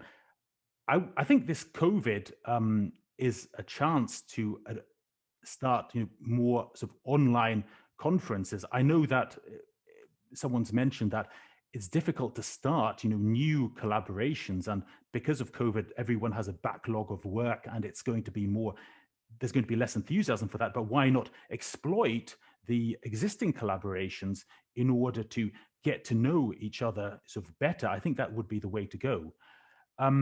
So finally, yes, I would say I would advise people to try organizing more online conferences because, as I mentioned, Russians don't travel as much as Western Europeans. And also Westerners are often very unaware, in my view, of what's going on in Russia. I've always been very, impressed at what has been presented by my Russian colleagues. But without these, conferences, I would have been, unaware of it. One final challenge, of course, is that Western Europeans, in my opinion, are not particularly open to collaborating with, former communist countries. And this is why I also organized all my Researcher Links conferences in Lancaster and not Russia, because I suspect it would be very difficult to motivate British scientists, to go to a conference in Russia. If people have had other experiences, I'd love to know how you managed to do that. Okay, so finally, thank you very much for your attention. I'd like to thank very much, in particular, Elizaveta Utalina, who has been a great supporter of all my initiatives. And you're very welcome to contact me by mail if you have any questions, or if you're interested in collaboration. I hope I make a useful contact out of this event. So I'll stop sharing my screen now. Большое спасибо, Тимати. Thank you so much. Collaboration both with the Russian NCIS universities and colleges. Therefore, we do appreciate and value your views and experience. Indeed, personal contacts are important. And let me pass on the floor to our last but not the least speaker of the day, and then we'll go directly to the Q&A. I do understand that we are way behind the schedule, but it would be interesting to hear your thoughts. Thoughts from the audience. Now I'd like to introduce to you David Pillsbury, Deputy Vice Chancellor for International Development, Coventry University. You have the floor. I'll dispense with introductions and try and get us up to speed. In fact, I'm going to go through these slides at the speed of light, and that people can email me afterwards. I want to pick up from what Timothy said, the importance of bottom-up work, but of course you also need a strategic context within which this can happen, and I've been working in that space for 20 years, first with HEFPI when I was head of research policy and mobility. Researcher mobility was a big focus. Then when I led the worldwide Universities Network, where we had something like 2,000 postgraduate researchers moving between the partners each year. And then in the last 10 years, I've been in Coventry. And the point is, it is about vision and will, okay? I do not accept that we don't have the money. I do not accept that it is difficult, okay? This actually has to be the beating heart of any institution's international strategy, because actually, amongst all the things you can do, it's quite easy, it costs very little, it has high value, and it gives quick returns. And so particularly for researchers, where you've got a 3-year gestation period before any thinking about joint research projects come to fruition, exchange of graduate students and academic mobility is absolutely the way in which you can give people some concrete returns in the short term. Do not believe the naysayers. Engagement with Russia and Central Asia is core to every global institution strategy, is my belief. Coventry has not done as much in this area as we should, but we certainly intend to do more in the future. It is not without its challenges, absolutely, but if you capture the returns, and this is a thing that most universities are really terrible at, is actually we're good at creating value, but not then in capturing it, sustaining it and amplifying it and embedding it in the institution so that you've got a return on investment equation that makes sense. So we say our starting point, it is not rocket science. We explain the benefits to staff, students, and stakeholders of academic mobility, whether of academic staff or students. I mean, so few people do that. We make it easy. You can see the list here. Okay, I'm not going to go through it, but this really is mobility 101, but very few institutions focus on this. The most important thing I would say then is to recognize that particularly UK students, and somebody mentioned it's difficult to get UK students out. Well, it's not surprising, okay? They're paying £10,000 plus everything else per year for an experience that will determine, if we do not explain to them the transformative effects of mobility, and if we do not make it easy for them and quality assure the experience, it's perfectly reasonable for them to say, actually, that's not for me. In Coventry, we show them the transformative effects of higher education through engaging them early in the process. And I mean, I'm absolutely not going to dwell on this slide, but the point here is there's an escalator. Yeah, we focus on internationalization and global engagement issues in the curriculum. We use collaborative online international learning. It's nothing to do with online as people think of it, you know, highly structured broadcast. This is about connecting faculties as Timothy talked about, but using virtual technologies, whatever people think is appropriate. It can be Facebook, WhatsApp, WeChat, they choose the technology, can be multiple technologies. Then we have short-term mobility. Yeah, it's a week, usually in Europe, often as part of a large group. So last year, we sent 1,000 kids to Europe because we decided that we were going to make a spike in our commitment to mobility. Coventry is already responsible for 25% of all the UK's outbound mobility.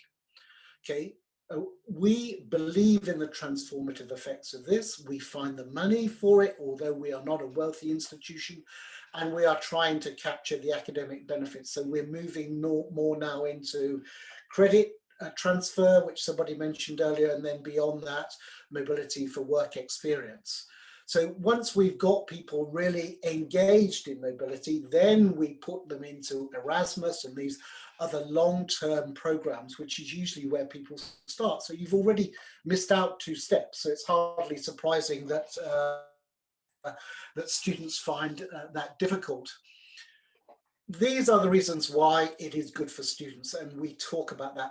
Employability, which particularly for an institution like ours is crucial, is massively enhanced by academic mobility, overseas mobility, obviously for students, but also for staff. And certainly if you've got mid-career professionals that are looking to reinvigorate their career, a period of engagement in this sort of activity is absolutely the way in which you can take those individuals forwards. The return on investment case really should be made on the extent to which mobility will attract students to your institution and, of course, high quality staff. I mean, in Coventry, 80% of our students think that our commitment to engagement is a really important reason why they should choose Coventry.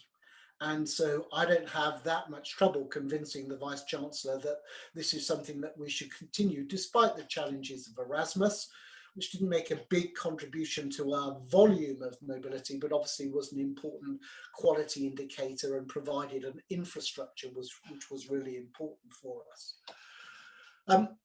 So the key thing here is to have structure. So we set up a Centre for Global Engagement in 2010. So it does mobility, but in the context of peer-to-peer language acquisition, including, of course, Russian and 36 other languages. We have a Global Leaders Program. So all of the sort of thing that Timothy was talking about, bringing in high-profile speakers to talk about the world and the importance of leadership. We've got 3,000 kids on that, and we have a series of other programs, okay?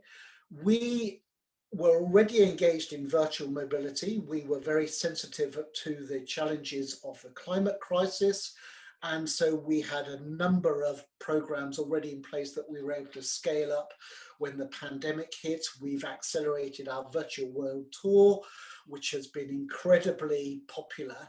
My last point is, last 2 points really, how I'd say is that we are not going to move now simply into the online space. We are great believers in the truly transformative effects that comes from physical mobility. Yes, we are concerned about carbon footprints, but if you are going to go to somewhere on a plane, you know, let's go to an academic entity where you will find your life transformed rather than go to Tenerife for 2 weeks. Yeah, it's about deciding what's important. Online in that context will be about enriching the face-to-face experience, and of course about opening up access to those kids who could never make that face-to-face mobility. Though I should say we do not have underrepresentation in lower social economic groups and in the BAME community. Ours is a truly equal access program. My last point, which I think Robin talked about, was Turing. So Turing is forcing us to be more strategic. Yeah, Erasmus, it was a gift. Yeah, you go to Europe, we will continue to go to Western Europe. But as we increasingly think about how mobility, through its interactions with T&E and doctoral training and the emerging global research agenda, how we can apply mobility, for the reasons I outlined at the beginning, as a means to take that forwards. And so we are entirely behind Turing. It was great to see Vivian Stern, the chief executive of UUKI, talk strongly in support of the need for the sector to bloody well grab the opportunity, because this is a one-year commitment at the moment. And if we don't make a success of it, it will disappear. Thank you very much. Большое спасибо, Дэвид. Thank you so much, David. Indeed, you were quite brief, but nevertheless, you provided us with lots of useful information. I was quite impressed by your Center for Global Engagement and by the fact that you involve undergraduate students as early as possible in the academic mobility programs. Indeed, you have given us much food for thought. Ladies and gentlemen, I suggest we move on to the Q&A session now. And I urge all of you to ask as many questions as possible. Just raise your virtual hand to let us know that you want to ask a question. And meanwhile, let me address my question to all of the participants in this forum. The scheme mentioned by Timothy, in other words, the bottom-up approach, when it's the researchers who come up with the initiative to develop collaboration, personal contacts, and so on and so forth. Indeed, I do agree with you on that. It sounds great, but how come it does not always work? How come personal contacts and personal collaborations do not always work? Is that because of the cultural differences, or is it insufficient knowledge of the internal processes of foreign universities? Because, you know, such issues can emerge at a domestic level, not just at the transnational level. Oftentimes, we experience such problems domestically, and personal contacts never evolve into research projects. What could be the reason for that?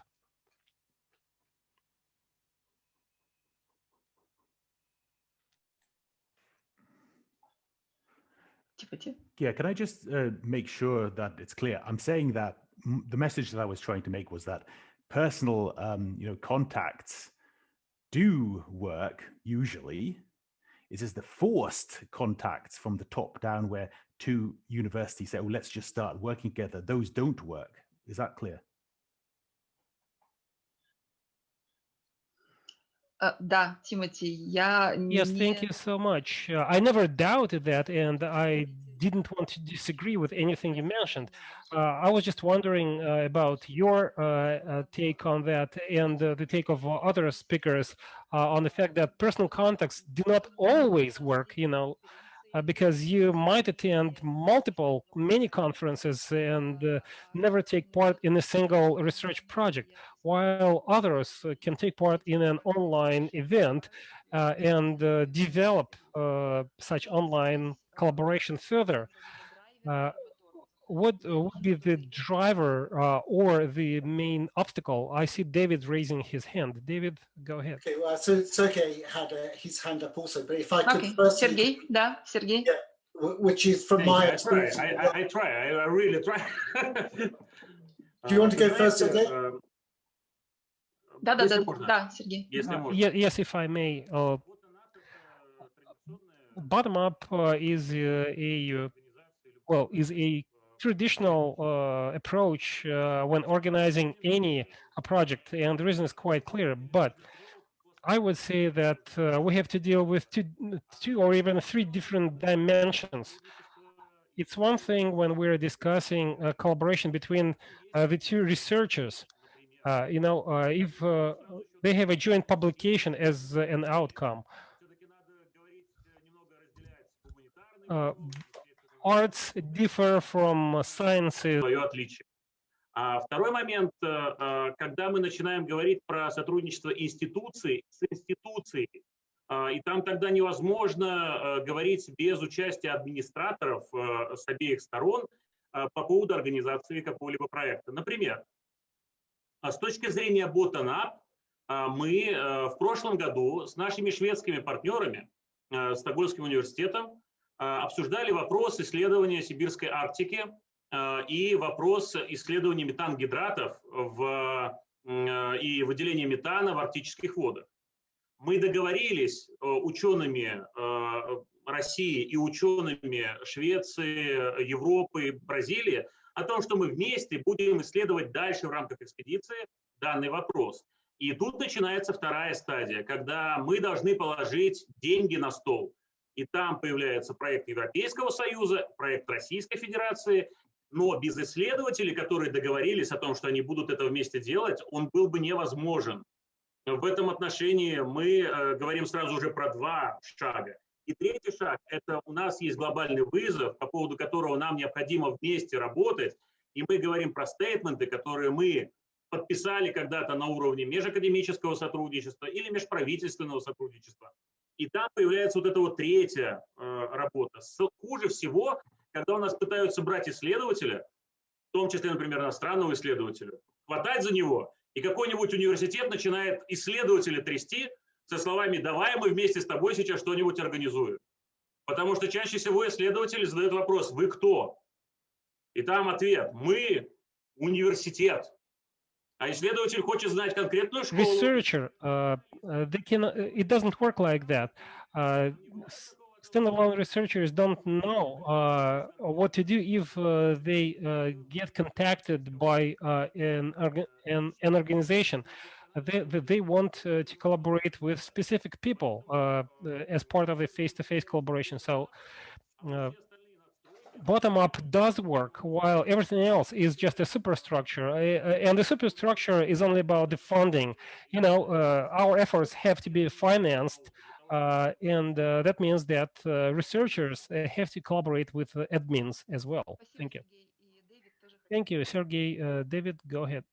Sure. So can I just pick up on the point of Sergey and Timothy? Okay, so the problem, I agree with you. All of academia is about the people. The problem is that people move around, yeah? And so the issue then is that the relationship goes with it. So then you're into the problem of what is in the interest of the institution to support that if the value may go somewhere else, okay? And that was the purpose of WN, okay? It was set up to address the fact that public universities do not have the means to sustain research relationships, yeah, because the funding comes project at a time. It's really only elite universities that have access to non-project related funding that can sustain these programs of research. Yeah? So, but absolutely, but how WN worked is like a marriage broker, yeah. So it brought people into collaboration. It sought to establish areas where people had common interest. And actually, what we found was that if you did a bit of background work, actually academics love to spark new ideas off of other people, and there were very few efforts that didn't go anywhere. The thing I will say, however, in having done that job for 10 years, in that period, I only came across six people who were as connected as our rhetoric says. You know, there is this belief that everybody in academia knows all the other people that are relevant to their area, and they can just email them and they'll get an email back and a great collaboration starts. Well, that was never true. And as we get overwhelmed by the wall of communication in the sort of in COVID, where everybody's emailing all the time, it's even less true that people have the bandwidth to welcome invitations to collaborate from people they've never heard of. So we just have to understand that we are people. Yeah, we like to think we're a bit smarter, and sometimes we are and sometimes we're not, but we're still with people. Yeah, we work on communities and we work with, as Timothy said, people we like, and that is a filter. Thank you.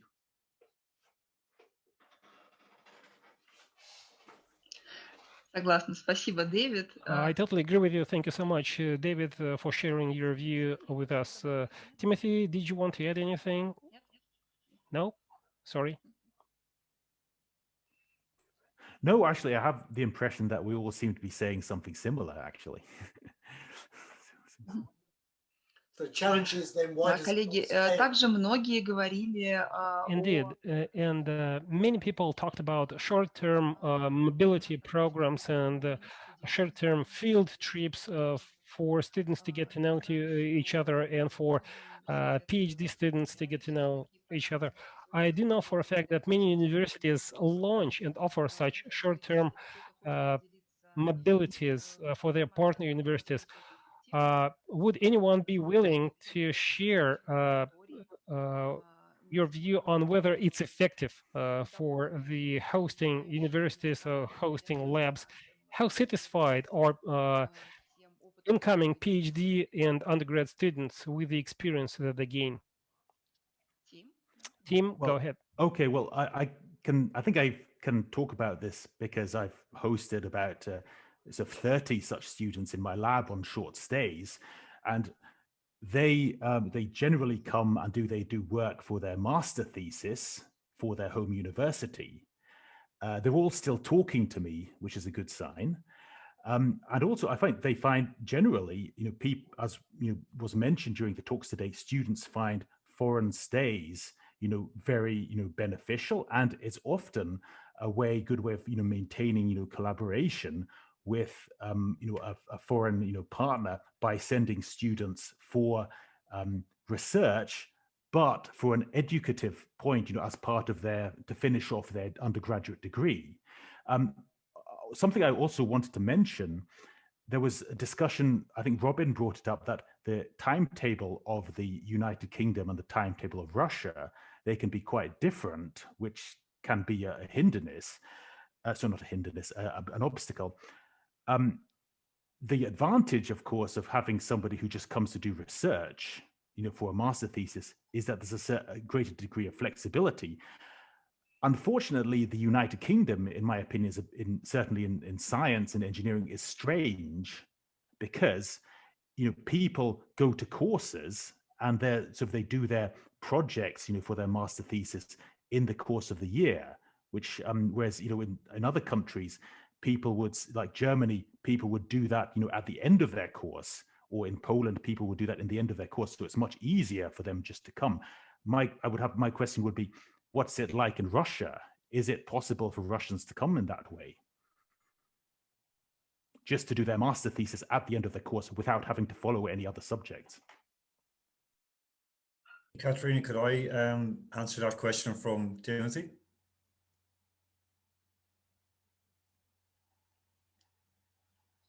I guess you can, Timothy. In some dual programs, for example, one that we're working with MSIS and a university in in Australia, southern Queensland. The way it would work is that the students do their for 3 semesters out of 4 for a master's, based in Russia. Now, of course, now it's online, all online, and their 4th semester will be done following the course in Australia. And from that, then they get a dual degree. There are restrictions because in Russia, there are very strict rules on terms of what they call practica, or basically kind of internships, plus your defense. So, for example, we have one student who is stuck in France. Well, there's worse places to be stuck, of course. And he basically can't come back. He's an Uzbekistan national, but he's studying in France. And he needs to get back to do his final defense of his thesis. So even though he went abroad for a 1-year academic trip, he's now stuck for a year and a half almost. And it is a bit of a restriction, but there are ways around it. And the Russian education system is very, very flexible. And in many ways now, in fairness, is very student oriented to a large degree, especially foreign students coming in to study.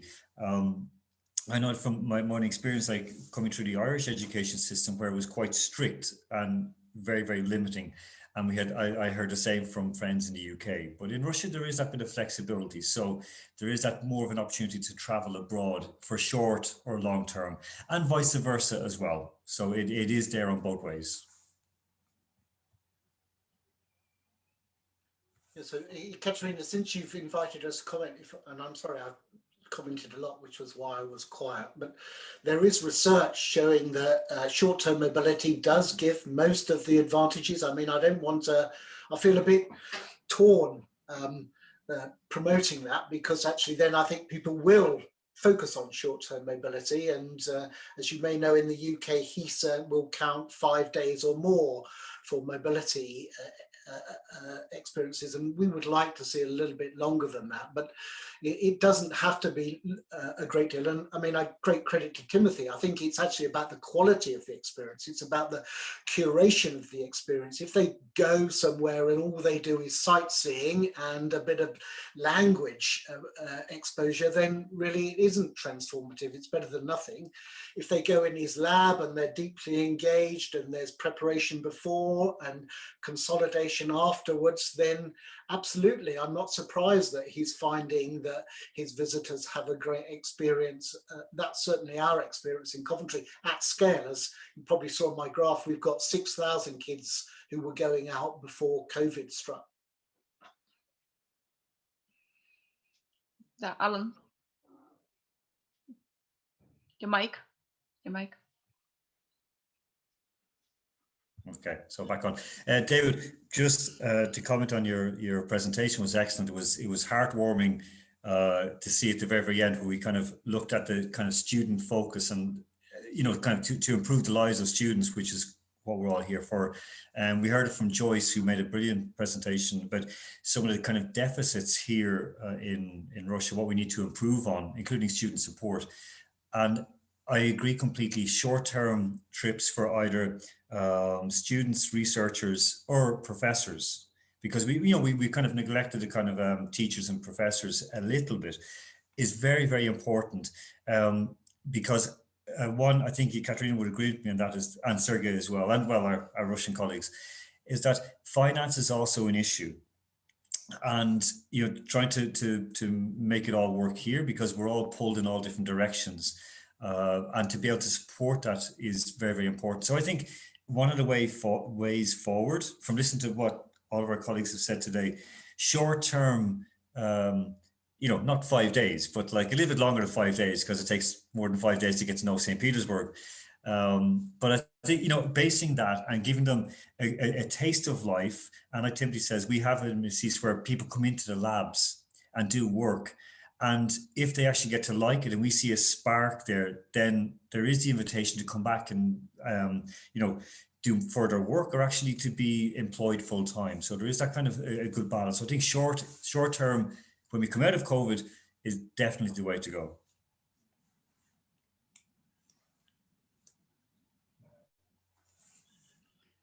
Other people speak. Could I just make one comment why both partners should make this happen? My view is that the presence on our campuses, particularly of overseas students at scale, is the last remaining difference between Western universities and the rest of the world. Yeah, you look at Russia or China, it is the intellectual capital that they bring, and of course, to an extent, the academic staff, is what makes us so successful and allows us then to win research funding and to charge the fees that we do. And I know it is rather futile in the current climate where everybody's feeling the financial pain to argue about the fact that we should look at the bigger picture. But I do feel that that's what we miss. And our average cost of a mobility experience in Coventry is £400. Okay, now even for our UK students who pay the lowest fees, they're paying us 9,250 times 3, plus accommodation revenues, plus catering revenues, plus all the other services that we provide to them, none of which are provided at a loss. In that context, and given that 80% of them choose Coventry because we're offering them a global gateway, it would be ridiculous for us to then see £400 as an impediment, as some sort of significant cost. And that's where I have an issue with my colleagues. They look at the small sum that's required to enable this, rather than all the income they receive and the small amount of money that's that needs to be invested in order to grow that, or to sustain or grow that income. Sorry, I will be quiet now, but this is a topic on which I'm very passionate. I'm sorry. In fact, I'm going to turn my mic off. I know I'm stretching your time and expectations, but I just wanted to give credit to Timothy and to thank David for the inputs, because they are extremely useful to put the landscape bottom up and top down. So practically we see both views here. And just to share with you my experience that in a bottom up approach, this kind of a project shared with students will increase feedback home and the interest in raising kind of a collaborative work, but there should be indeed an incentive. I felt this because we had so students joining us remotely from Brazil, from Jordan and Egypt.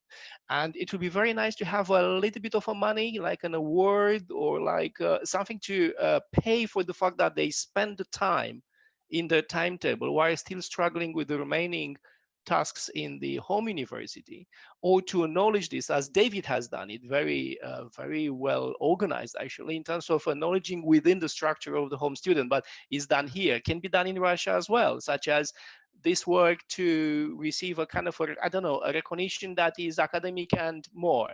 I'll be very happy to take tips here and to see how we can extend this idea. Thank you.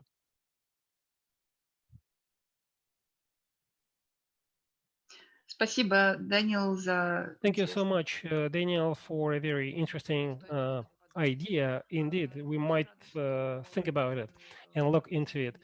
Thank you so much for being so passionate about this discussion. And actually, we have a question from the audience, which is quite specific, I would say. It's as follows. Are there any academic mobility programs for arts or social studies, for humanities in general? Is there a chance to get a grant for such humanities academic mobility program? Would any of you like to share your experience on that? That question comes from the Oxford University.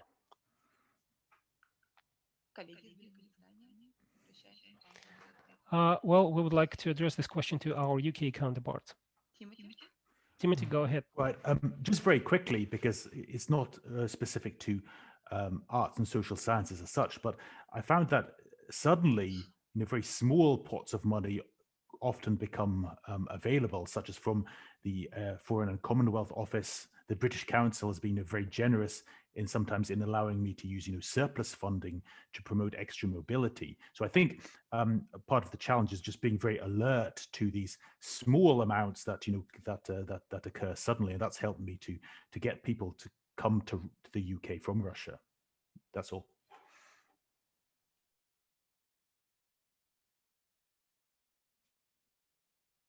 Согласна. Спасибо, Тимати, за мнение. Agreed. Thank you so much.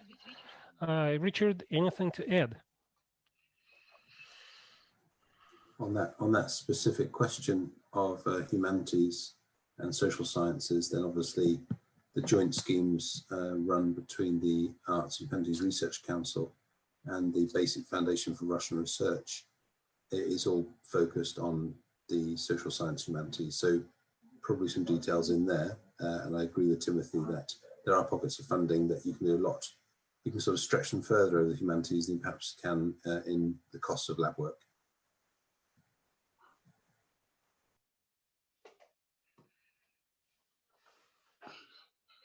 Да, согласна. И, возможно, именно по этим Agreed, and I would say that humanities is something that should be taken up online to engage more professors and students. Ladies and gentlemen, unfortunately, we're way behind the schedule. We're an hour behind the schedule, which is great, by the way, because it actually means that our forum generated much interest amongst the audience, and I'm happy to see that. I was just wondering whether any of the speakers would like to offer some closing remarks, anything at all. Richard, anyone? So And thanks so much. Yeah, thanks so much indeed for that. It's been a rich conversation over the last 3 hours, and it's all very useful for me because we have this big strategic forum with the Russian Rectors Union and our kind of University UK and our senior vice chancellors on the 11th of February. And obviously mobility is future mobility between, you know, a large system like Russia and the UK is really important to expand on across all the areas we've spoken about. I suppose the 4 takeaways for me would be around clearly the demand is there, and even of the blended opportunities that's been highlighted, but we have to sell the benefits well, as David's mentioned. I think the other key point is mutuality is key, and I think that it can't be a one-way direction. There must be mutuality there. I'm hoping that we've mentioned here the Turing scheme is a good opportunity to make the most of in its 1-year initial phase, and it opens up opportunities for the winter and summer schools that were mentioned in some of the presentations. Clearly the bottom-up, top-down combination, or all dimensions need to be there to make it succeed. And I think the support aspects, for example, Joyce mentioned, the practical supports, the policy support there, and to make it easy. And so I think that, and a couple of few practical points around access to information, website analysis and so on will be critical. But those are my kind of critical takeaways, which I hope to kind of form in perhaps a more articulated way for the briefing for the larger forum coming up in early February. So thank you very much.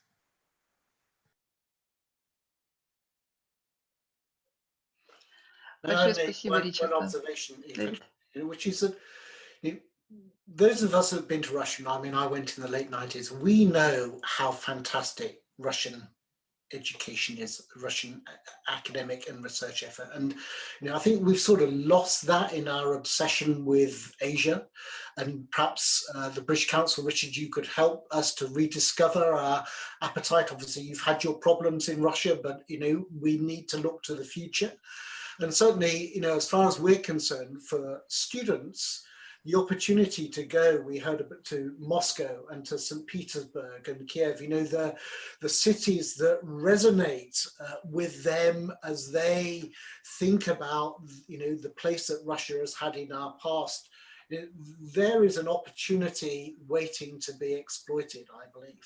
Sorry, thank you. I think you're absolutely right, David. I think we have to recapture the same spirit that, say, Peter the Great had when he came to the UK in 1695 and worked with the Royal Society and went back to Russia and established the Russian Academy of Sciences, or that the Imperial Princess Dashkova had when she went to Edinburgh University, and now we have the Dashkova Centre, and all of those kind of the last decade has seen about 20,000 academic papers between UK and Russia. Its fieldwork citation rating is 3 times higher together between UK and Russia than it is the global average, or in that matter, when UK and Russian academics work independently. And so I think you're right, David. There's got to recapture that essence of the deep and vast excellence of Russian science, and combine with innovation that digital and blended opportunities allow. And I think it goes way beyond politics. It's about long-term cultural and educational relations between 2 big education powerhouses, and using this opportunity to reset that and get ourselves back on for the next decade or so of really great collaboration.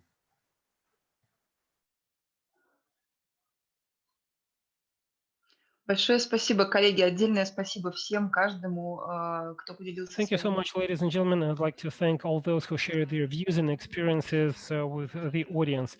Going back to what Richard mentioned in his closing remarks, I'd like to add the following. We need to involve undergraduate students as early as possible in the international collaboration by using various digital online tools as well as short-term mobilities, and this is proven by the Coventry University experience and that of other universities. Because, you know, if you skip the first couple of years at the university and never had a chance to go abroad, then you might not want or be willing to go there during your final year of studies. So as early as possible is important. And once again, ladies and gentlemen, I'd like to point out that Russia is a huge country, and indeed we would be happy to host students, professors from UK universities, not just in Moscow or St. Pete. By the way, today's forum is attended by people from Siberia-based universities, which are great venues, by the way. I'd like to thank all the speakers for their active participation in today's forum. I'd like to thank the audience and all the participants for asking questions. I'd like to remind everyone that this forum is held as part of the University Alliance program, and we invite all of you to take part in our next online forum, which is expected to take place on the 28th of January. It will be devoted to various funding schemes of the joint researchers. So this is something that many speakers touched upon today. So the next forum will be a logical continuation of the issues that we have raised today. Please register for the upcoming online forum. I'd like to once again thank all the participants. I'm totally positive that we'll be looking forward to meeting each other either in online forum or the face-to-face forum. I would also like to thank the organizers. Thank you and goodbye.